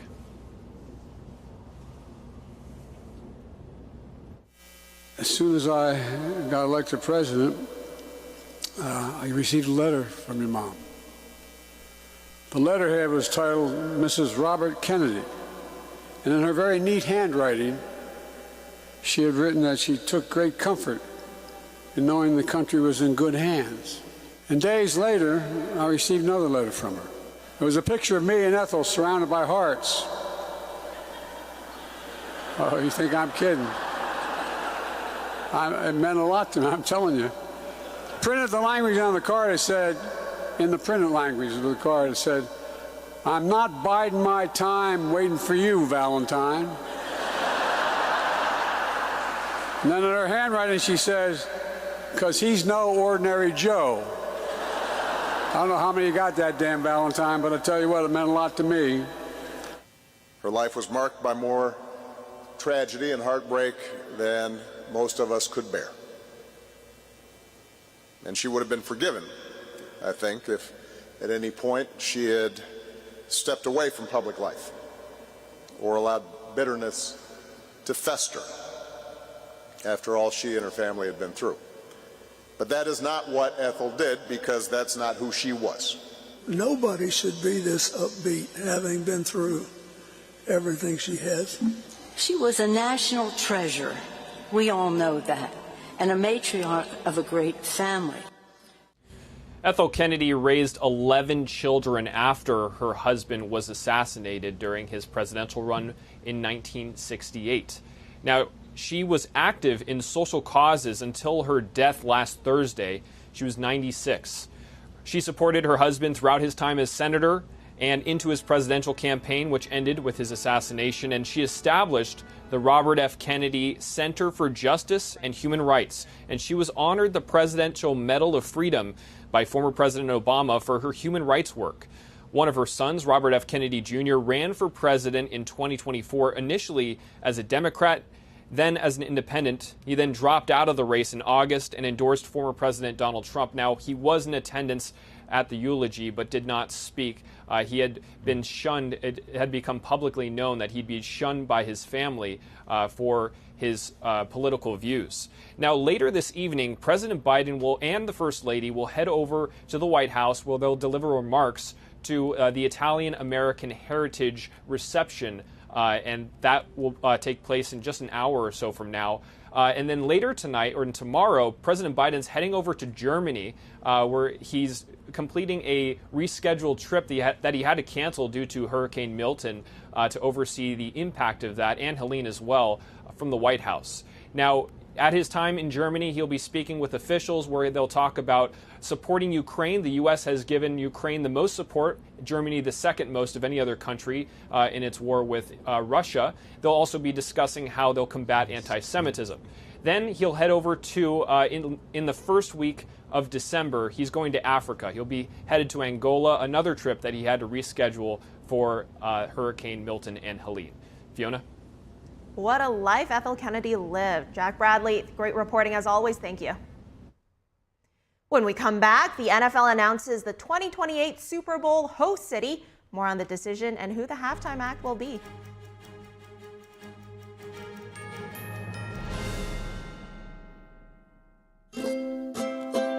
If you're happy and you know it, clap your hands. If you're happy and you know it, ride your bike.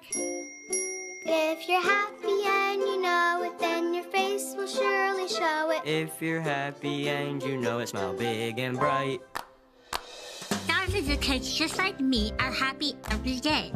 And it's all because of generous people like you who support Shriners Hospitals for Children every month. All you have to do is call the number on your screen or go online to loveshriners.org right now with your monthly gift. Because of people like you, Shriners Hospitals for Children is able to make an everyday miracle happen for kids like me. If you're happy and you know it, dance around. If you're happy and you know it, play a song.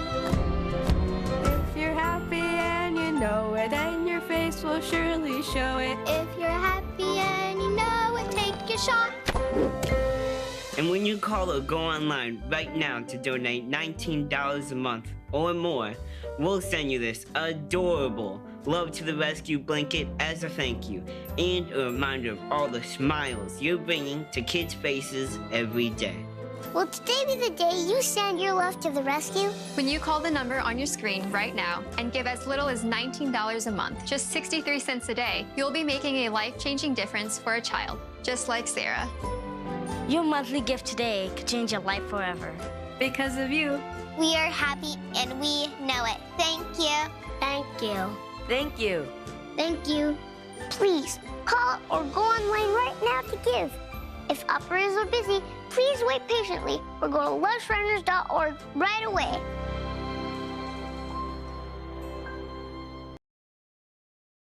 A large retail store just canceled a huge order, leaving us with a ton of extra MyPillows. But you know what? That's their loss. I'm going to make it your gain. For the first time ever, you get standard classic MyPillows for wholesale prices, only $14.88. I can't believe I'm even saying that. Only $14.88. But it gets even better. For a limited time, I'm going to offer my entire classic collection at wholesale prices. Upgrade to a queen-size MyPillow for just $18.88. King size only $1 more. Get my body pillows for $29.88 and multi-use MyPillows for only $9.88. So go to MyPillow.com or call the number on the screen. Use your promo code to take advantage of wholesale pricing for the first time ever on TV, including my standard size MyPillow, only $14.88. They've never been offered this low before. We have limited quantities at this price, so limit's going to be 10, and once they're gone, they're gone.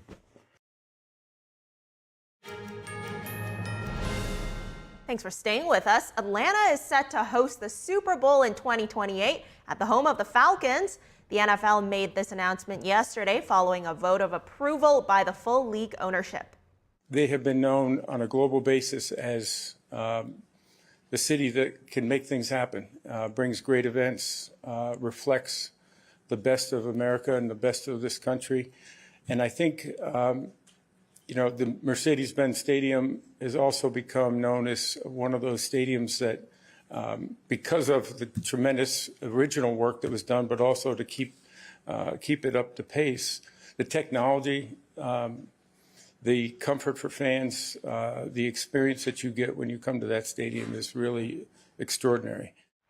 This will mark the 4th time Atlanta has hosted the NFL's championship game and the 2nd time at the Mercedes-Benz Stadium. The most recent was back in 2019 when the New England Patriots beat the Los Angeles Rams. The first 2 Super Bowls in Atlanta were played inside the since demolished Georgia Dome. Grammy Award-winning artist Kendrick Lamar will be the headline act for the Super Bowl halftime show in 2025. Thank you for watching NTD Newsroom today. Please join Tiffany Meyer for the NTD Evening News at 6 p.m. Eastern, 3 Pacific. I'm Carrie Dunst. And I am Fiona G. See you tomorrow.